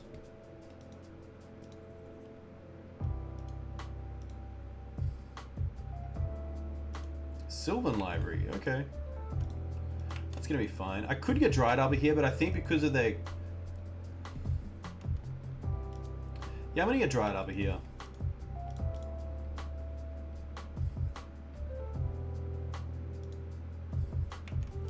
So next turn, this allows us to actually play this. We'll go for a Windswept Heath and crack this.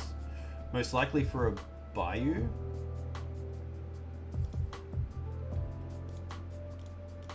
And play our own Sylvan Library. Just gonna resolve, which is nice. I do believe there'll be an Abrupt Decay deck, so... Yeah, Bug has definitely dropped off the radar, which is pretty sad for the deck. I think it's a sweet... I think it's probably my favorite color combination. Especially since Deathrite got banned, Bug has been pretty much nowhere, which means that Leovold has kind of lost its spot in Legacy for now. I think Leovold's, of course, a really powerful card, and will hopefully find its own home one day, but right now the color combination of Bug just doesn't really add up for the cards that it offers, where something like Grixis is there. Yeah, so getting Dryad Arbor there, because we have the lands in hand, I'm not too scared about getting it removed through a removal spell like Fatal Push or Abrupt Decay. Abrupt Decay most likely going for the Sylvan Library, but at least it's one more removal spell that's going to be going towards my actual creatures and threats. And Dryad Arbor as well, something that I can get back with Ramen Up Excavator, so I have a few options, which is nice.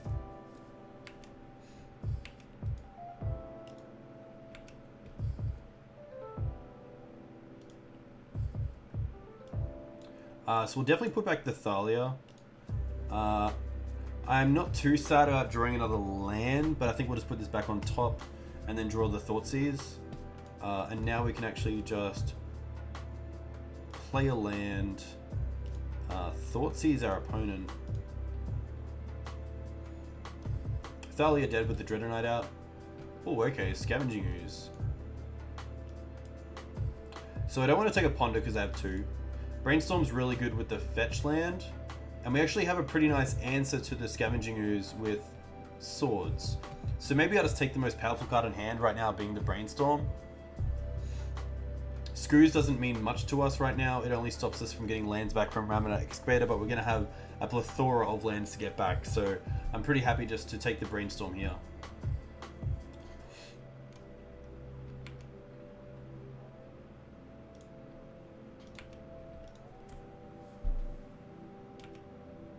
I could have, of course, attacked with my Dryad Arbor there. I would have been happy with the trade. It also adds more creatures to the bin for screws, so my opponent may have actually been inclined to block there if they had the chance. Of course, I don't really need the mana with a land on top and a Ramen Up coming down next turn, hopefully.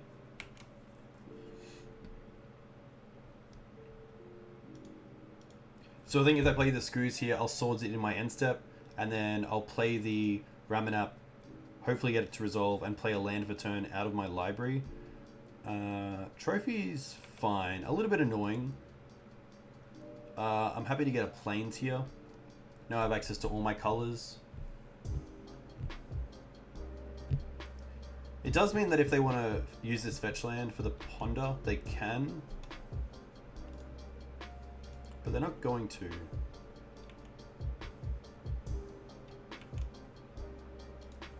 Sort of Fire and Ice is pretty nice. So let's go ahead with... I can actually attack first. I can attack first, see if they block, and then if they do, I can just play the Excavator and get it back.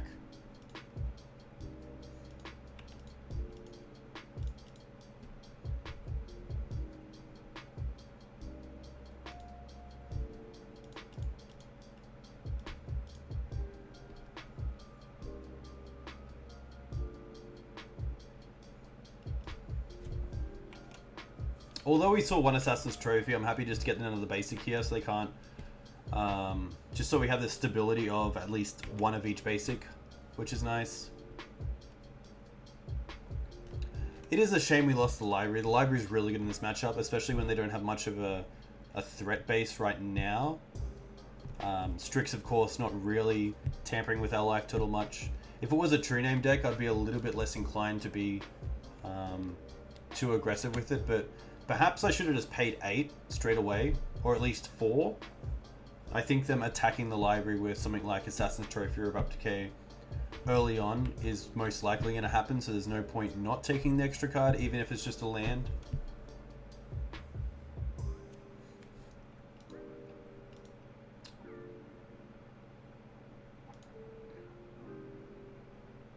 There's Trophy, which is going to be fine.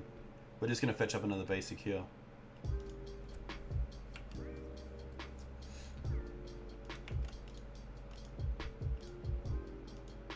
So I believe we still know they have 2 Ponders and the Scavenging Ooze in hand, so 1 card that we don't know of. But what that does mean is that we do get to actually attack in with this Dryad Arbor next turn with sort of Fire and Ice, which is pretty good. So what my opponent has done is kind of... I'm not too sure if the Ramen Up Excavator was that much of a deal. Maybe if there's a Wasteland in the bin, it would be annoying, but if I'm just playing a Wasteland for turn and then Wastelanding them, it's not like I can get it back in the same turn. Interesting, they're going to attack.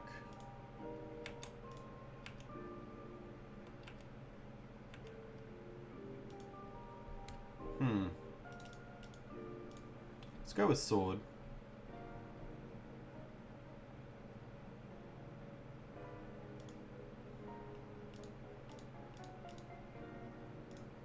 Let's go for the equip. And we'll swing in. I'm pretty here not to actually even think about the Baleful Strix and just go straight for their life total. So taking them down to 9 is a lot different with Sylvan Library out, because now it kind of turns off them getting another card in hand. Swords is a really nice answer to the Screws as well, which can of course block this Dryad Arbor. These mums are pretty much dead to the Dreadnought, but I didn't want to play them even into it because of course the Scavenging Ooze can just eat them. Although there's no real point, unless I had my own Screws maybe, but even then it's kind of stretching it.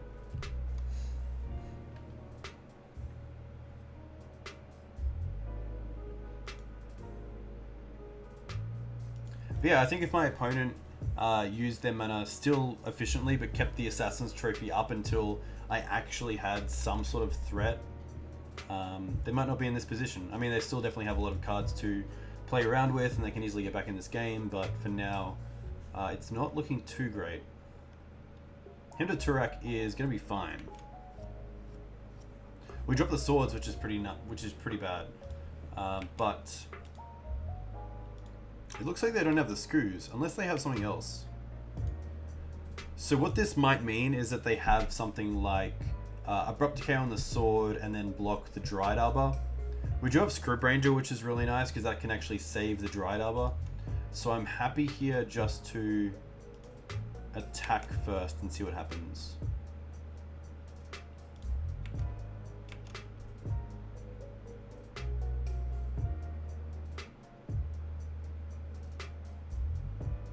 So they need a fetch first.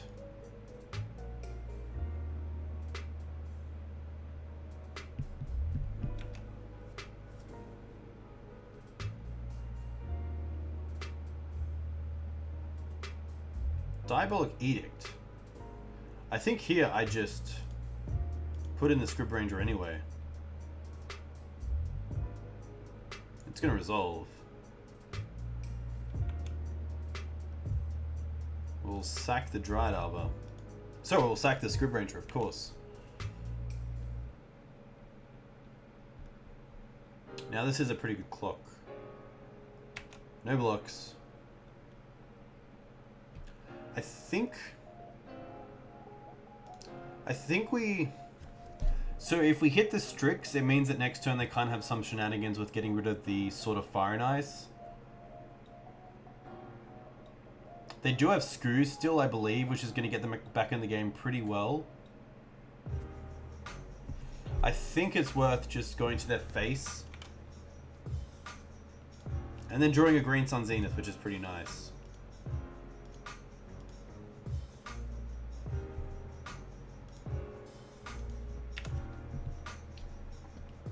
It's just a case of what are we Green Suns for?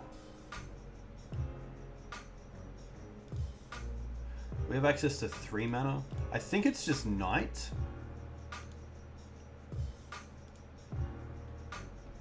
We could also go for Night of Autumn to destroy most likely the Baleful Strix, but of course it dies to...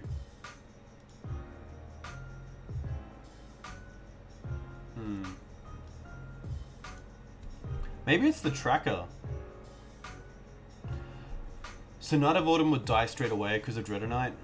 Tracker doesn't get hit by Dreadnought, which is really nice.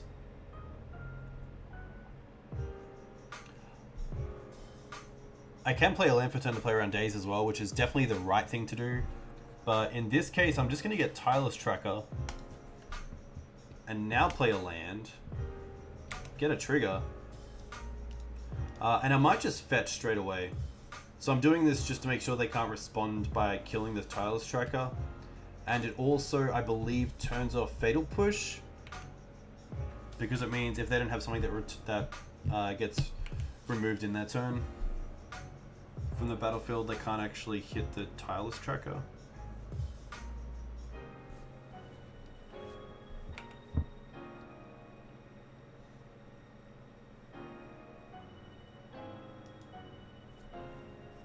Pretty interesting game, but I do like these fair matchups where it's just kind of 1 for 1. Where can I get a 2 for 1? Where can I get a bit of card advantage? Sylvan Library is a great card for that. Sylvan Library actually a card that isn't pointed in Australian 7-point Highlander, which is a 1 of 60 card format, which is absurd. I think Sylvan Library is a sweet card and should be in any deck that plays green because it isn't a point.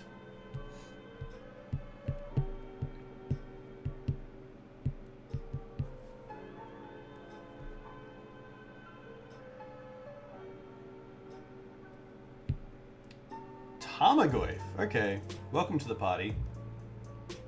And Skoos, maybe? Ponder, okay.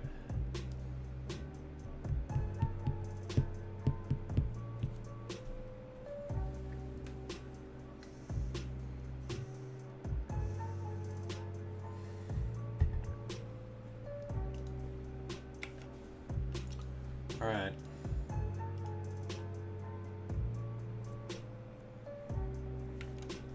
So we can make this tireless tracker big enough. Oh, okay, that's interesting. That's just game, I believe. Oh, I went to combat! Why did I go to combat? Oh, no. So what I could have done is Green Sun just for Night of Autumn, and then it would have been game. This is obviously an error, so I think I just have to go off. Callum, thank you very much. Enjoy your night. Thanks for coming. That's really rough.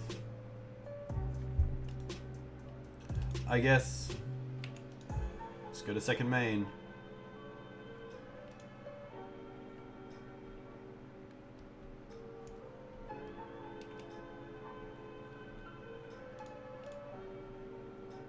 I think Scavenging Ooze is just as good here, and if Scavenging Ooze is still in their hand, then we might as well do it. Yeah, we could definitely do that as well, but I kind of like attacking their graveyard right now, so we'll use these white sources.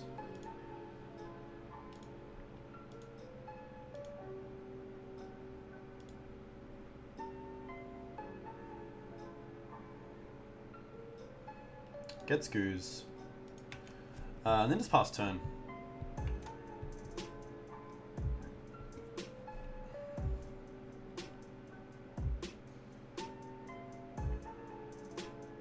So we have 1, 2, 3 creatures in the bin.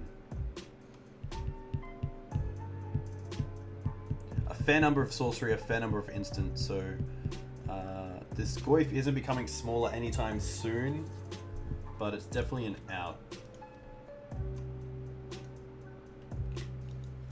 Just annoying that, of course, you have the win, and then because you clicked a button, you don't have the win. You don't skip straight to your attack phase in Paper Magic, which is a big reason why I do like playing the paper format. Opponent having a big think here. Maybe looking to cast me like a Fatal Push. There's not too much else they can cast. Dismember is definitely out of it. But yeah, it looks like a Fatal Push, so...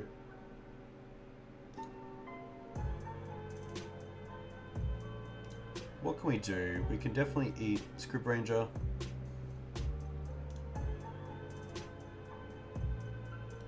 So if we want to make the Goyf smaller, we can't do much because this creature is going to go to the bin and be a creature anyway. We can definitely eat Sylvan Library. That's going to make it smaller. I think one more. Thoughtseize, Ponder. Yeah, there's so many instants and sorceries. I think it's actually not worth it. Maybe it's worth just keeping it up. And this way we actually keep up. Yeah, I could also get rid of like Snapcaster Mage effects, like Diabolic Edict and Assassin's Trophy.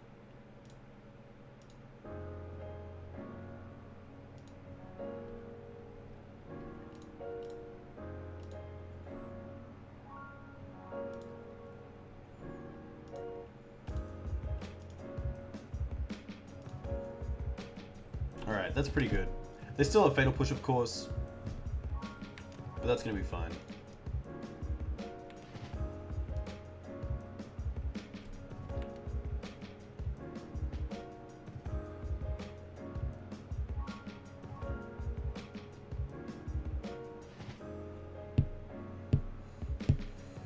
So this Tile Striker can be a 5/4, and then the clues can make it a 9/8. Goyf is currently a 4/5, so we don't have too many ways to interact with it. We can make them just 1-for-1 trade if the Sword of Fire and Ice goes on it, which is nice.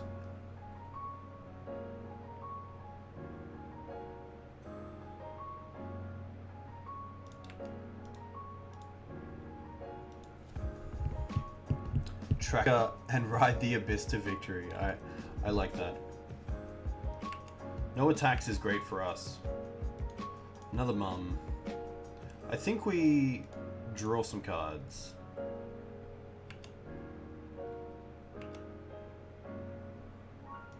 Thalia's a little bit dead here. Let's tap this and this.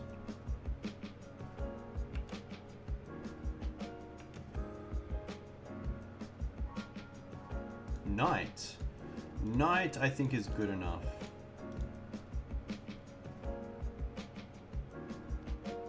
I think I'm happy just to pass here and see what happens.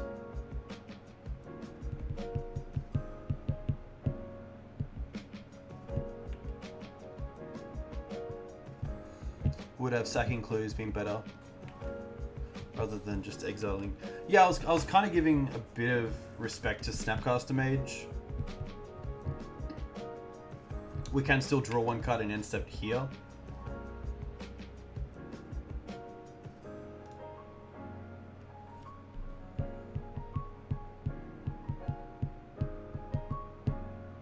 I don't have a Bajuka Bog in the deck, which is something that you sometimes see in the sideboard for Maverick, which is a great Knight target. Pretty cool when you got Tarmogoyfs facing you down. Pretty good against lands, of course, any sort of dredge decks.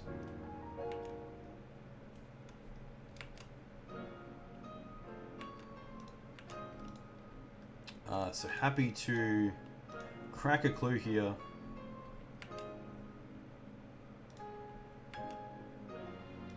Noble Hierarch. Noble Hierarch.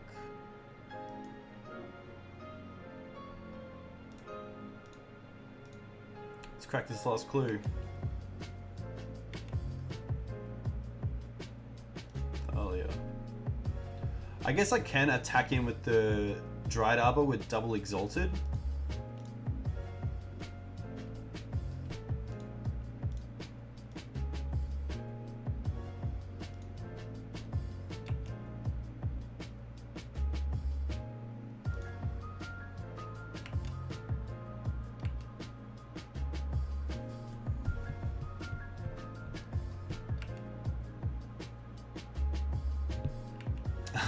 I wish that was how that card works.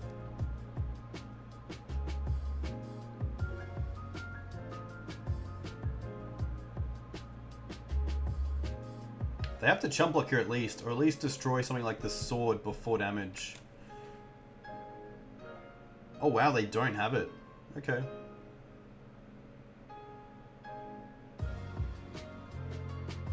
I think we just pass.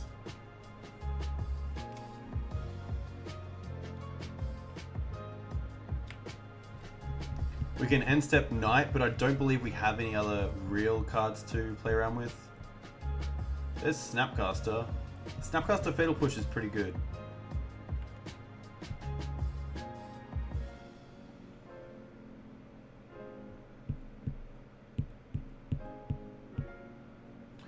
I don't know if I have any left, but I'll have to check. I'll see what they do with the Snapcaster, most likely fatal pushing either the Tireless Tracker or the Knight.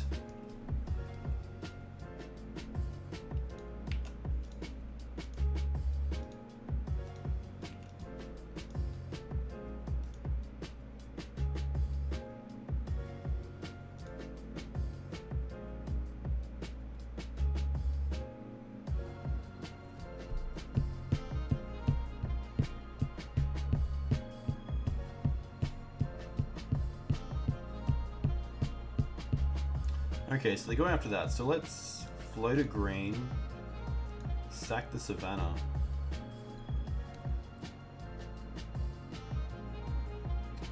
We can get a Windswept, we can get a fetch land, but we can't actually get anything with it. I think I'll just get the Cradle here.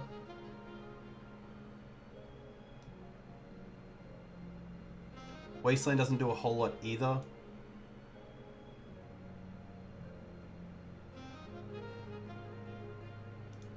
I think we'll just get Cradle. We'll get a trigger. And then... yeah, that's just going to resolve. We might as well crack this clue now. Another Knight, okay. Which is maybe a reason why I should have used it in my turn, but... I'm also trying to play a little bit around something like him to interact with drawing into a card that I can use next turn, like... I'm actually not too sure. I think next turn my best bet is to just put the sword onto Noble Hierarch and see how that goes.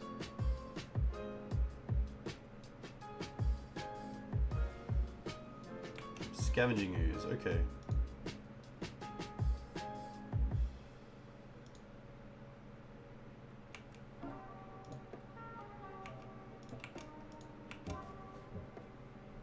Another Thalia isn't great.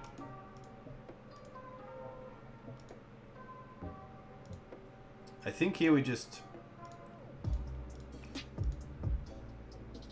put Sword on Knight and then attack with Knight and see what they have. This way they have to throw away the screws if that's the only way to victory.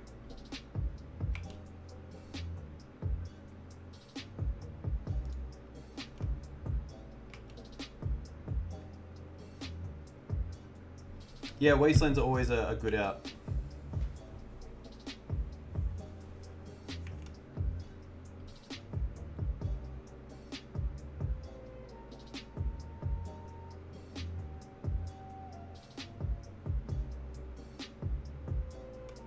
Ah, wow. We don't have any basics left, and they will get to trade here with the Knight.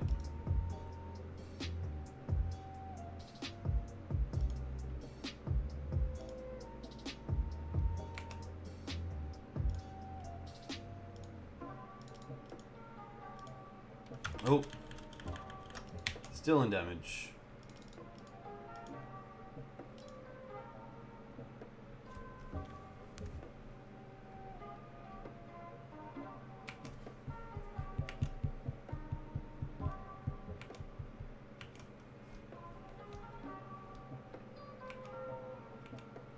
So is Dread Knight actually doing a ton of work?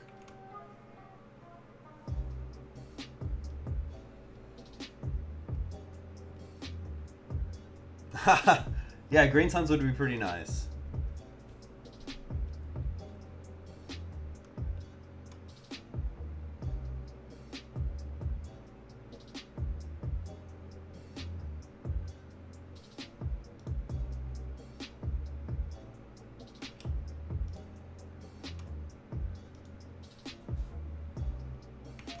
Island Brainstorm, interesting.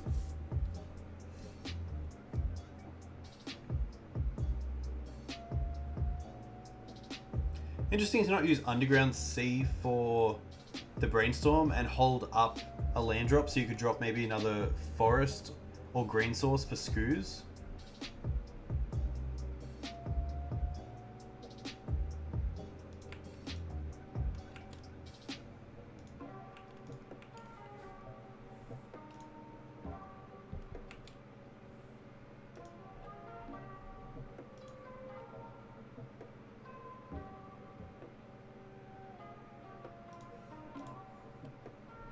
I think Dried Arbor, at least here, I can attack with as a 4/4 and stay alive. And stay alive through the ooze.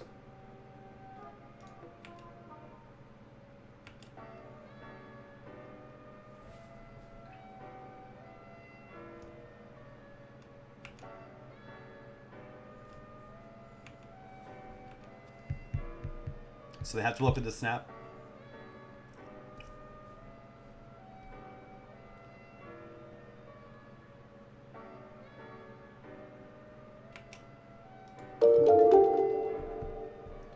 SSS Nays, thanks for the follow.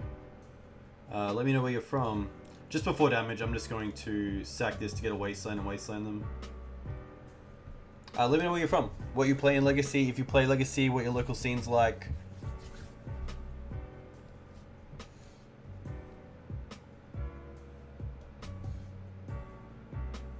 They have a push? Oh no. Just can't get a break.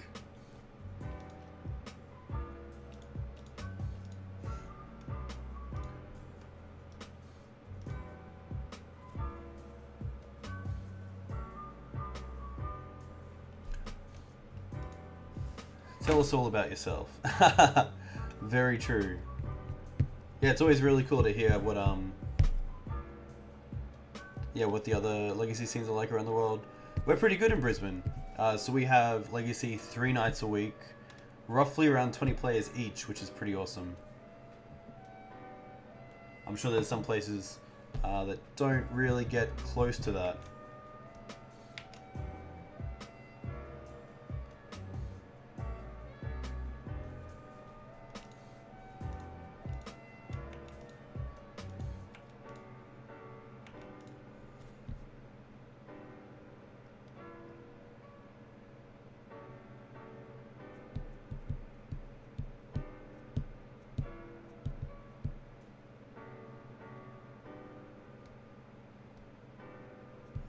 So the Ghost Quarter can actually get... Oh, they're making it black.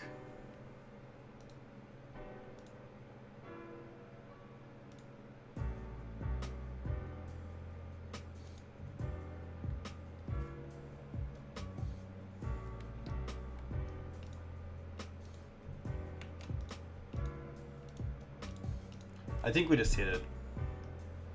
We're gonna hit it one day. I live near Hamburg. We have a legacy event once a week with 20 players. Very cool. Very cool to see. So the Screws is not only a threat, but it allows them to actually buy back stuff with the library as well.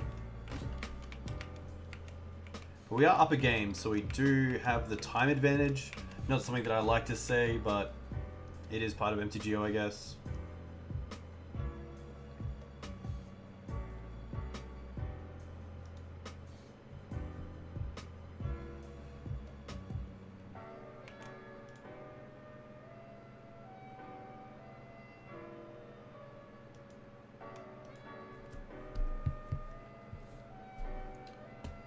Roger NYC. Jace? Come on.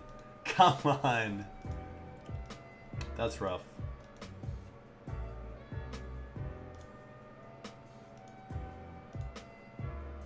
They kind of have to bounce the oh no, the Dried Arbor isn't a lethal threat.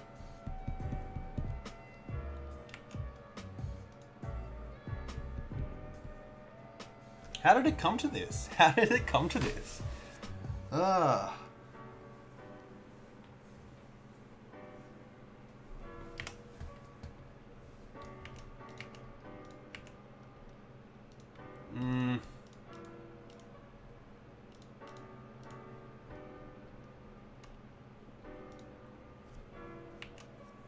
Can't really attack, so we're just going to pass. Does mean they kind of have to use Jace here to bounce, I believe, unless they find a removal spell.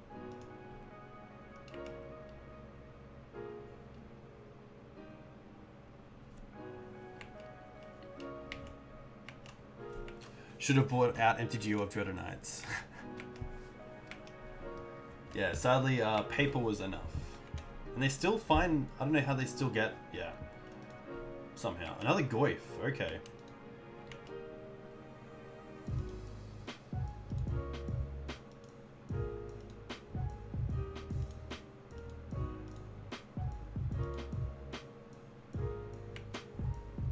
Yeah, they're going to bounce the Knight.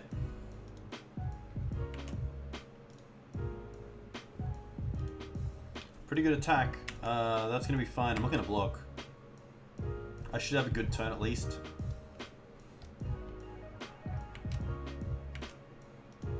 Do I still have my own screws? No, it's in the bin. Okay. What can we draw into? Another Knight. I guess.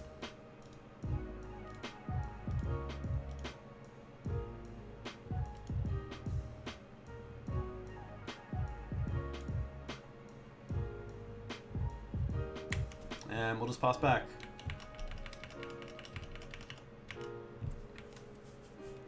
When do you think MTGA will include Modern? It's going to take a long time. So there's actually a video done by the Professor, which is of course Tolarian Academy, who actually looked at like the time it takes and talked to a few people to actually add in like the cards, all the data behind everything.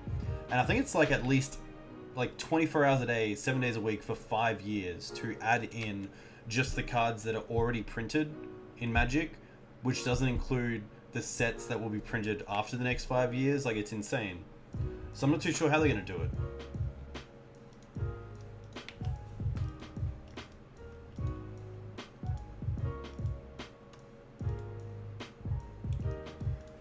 Come on. I'm going to brainstorm. They've demonstrated they can't build a game as complex as Magic properly, so they'll just rotate cards out, not having to cover all the weird interactions of cards from years gone by with new rules. So the Professor is kind of wrong about that. Nick, please tell me why. That'd be great. I actually didn't read much into it, so of course, if he has his facts wrong, that would be very cool to know how long it would actually take. You wouldn't program each card individually. That's madness. That sounds fair. Don't be Baleful Strix. Don't be Snapcaster? Okay. I guess Snapcaster buys a turn.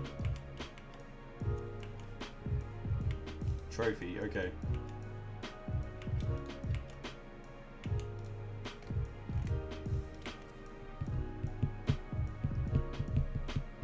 What do we got?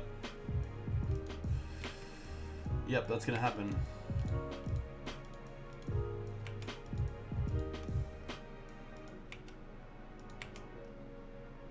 Ooh, Night of Autumn.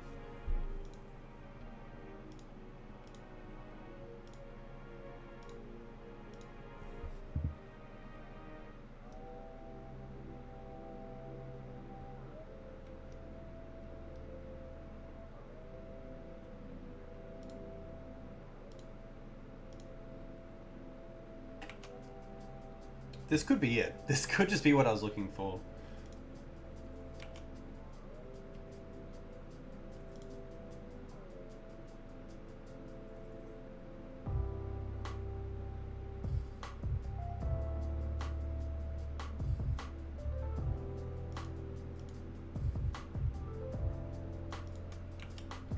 I think I attack here just so they can't bounce the Snapcaster Mage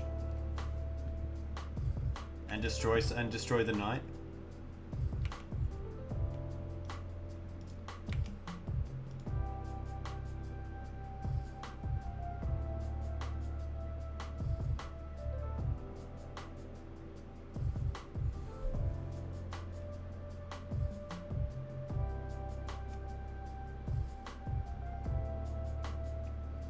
Yeah, I think they did announce some sort of new format that is happening on MTGA to make use of the cards once they've rotated out of Standard, but I'm not sure on the actual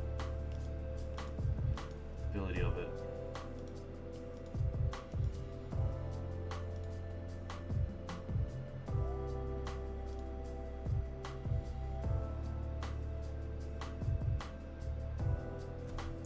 You are more than welcome to post links.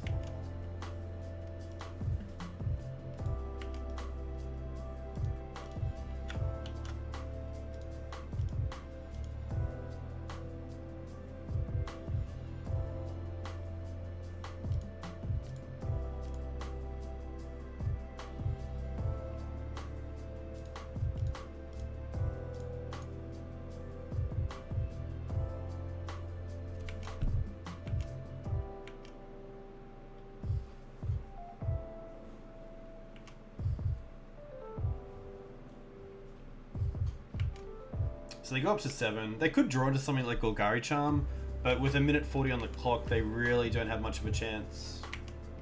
Unfortunately, if they did have Golgari Charm, like, kudos to them for having that in their 75, and then we get to play a good game 3, but this looks like I have just got the game, which is nice.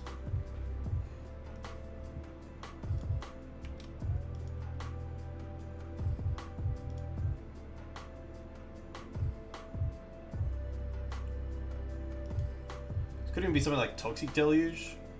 They need to pay 1 more for it.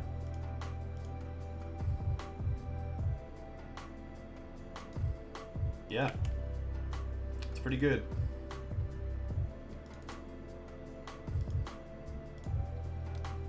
We'll go to another game.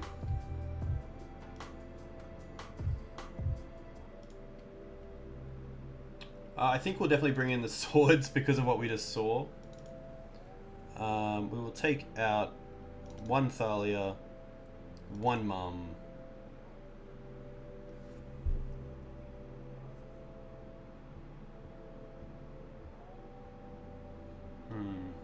Maybe just keep it to 1 Thalia.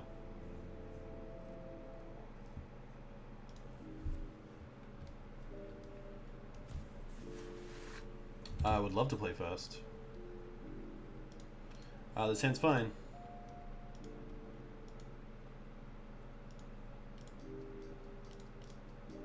So I'm happy here just to get a basic forest and go for Birds of Paradise.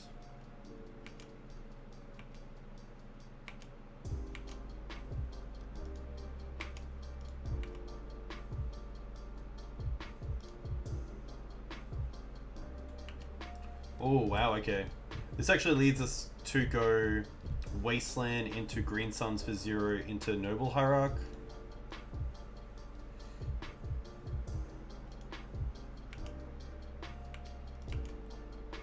So we're definitely Wastelanding here.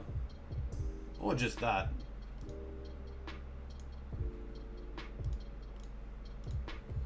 So now we really have the mana advantage.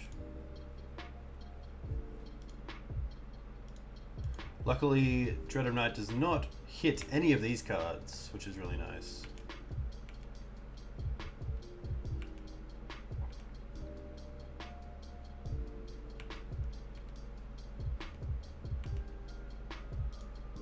Swords is nice, but I'm pretty happy just to play Knight here and probably pass turn. Holding up swords.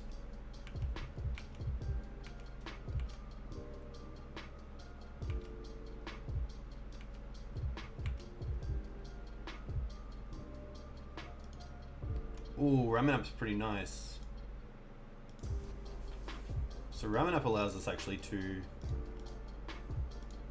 just finish our opponent off with no cards in play.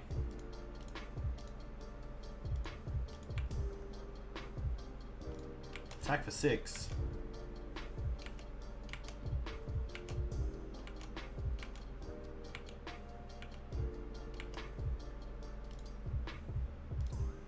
Just gonna quickly get a little SS screenshot. Finish him.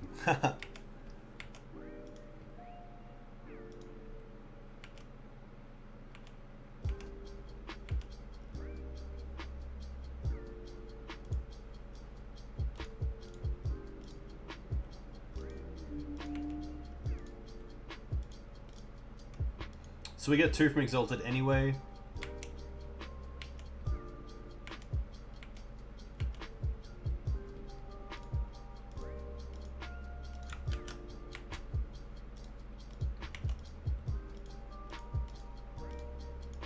Play Stoneforge.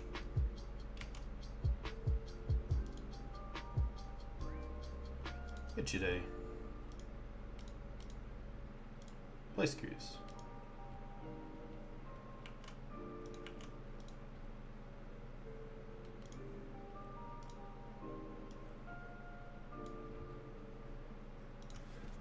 Nice. So that was a good win to get.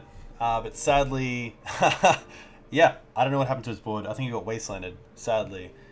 I'm going to end it there. So we're currently 1-0 with Maverick, which is always really nice.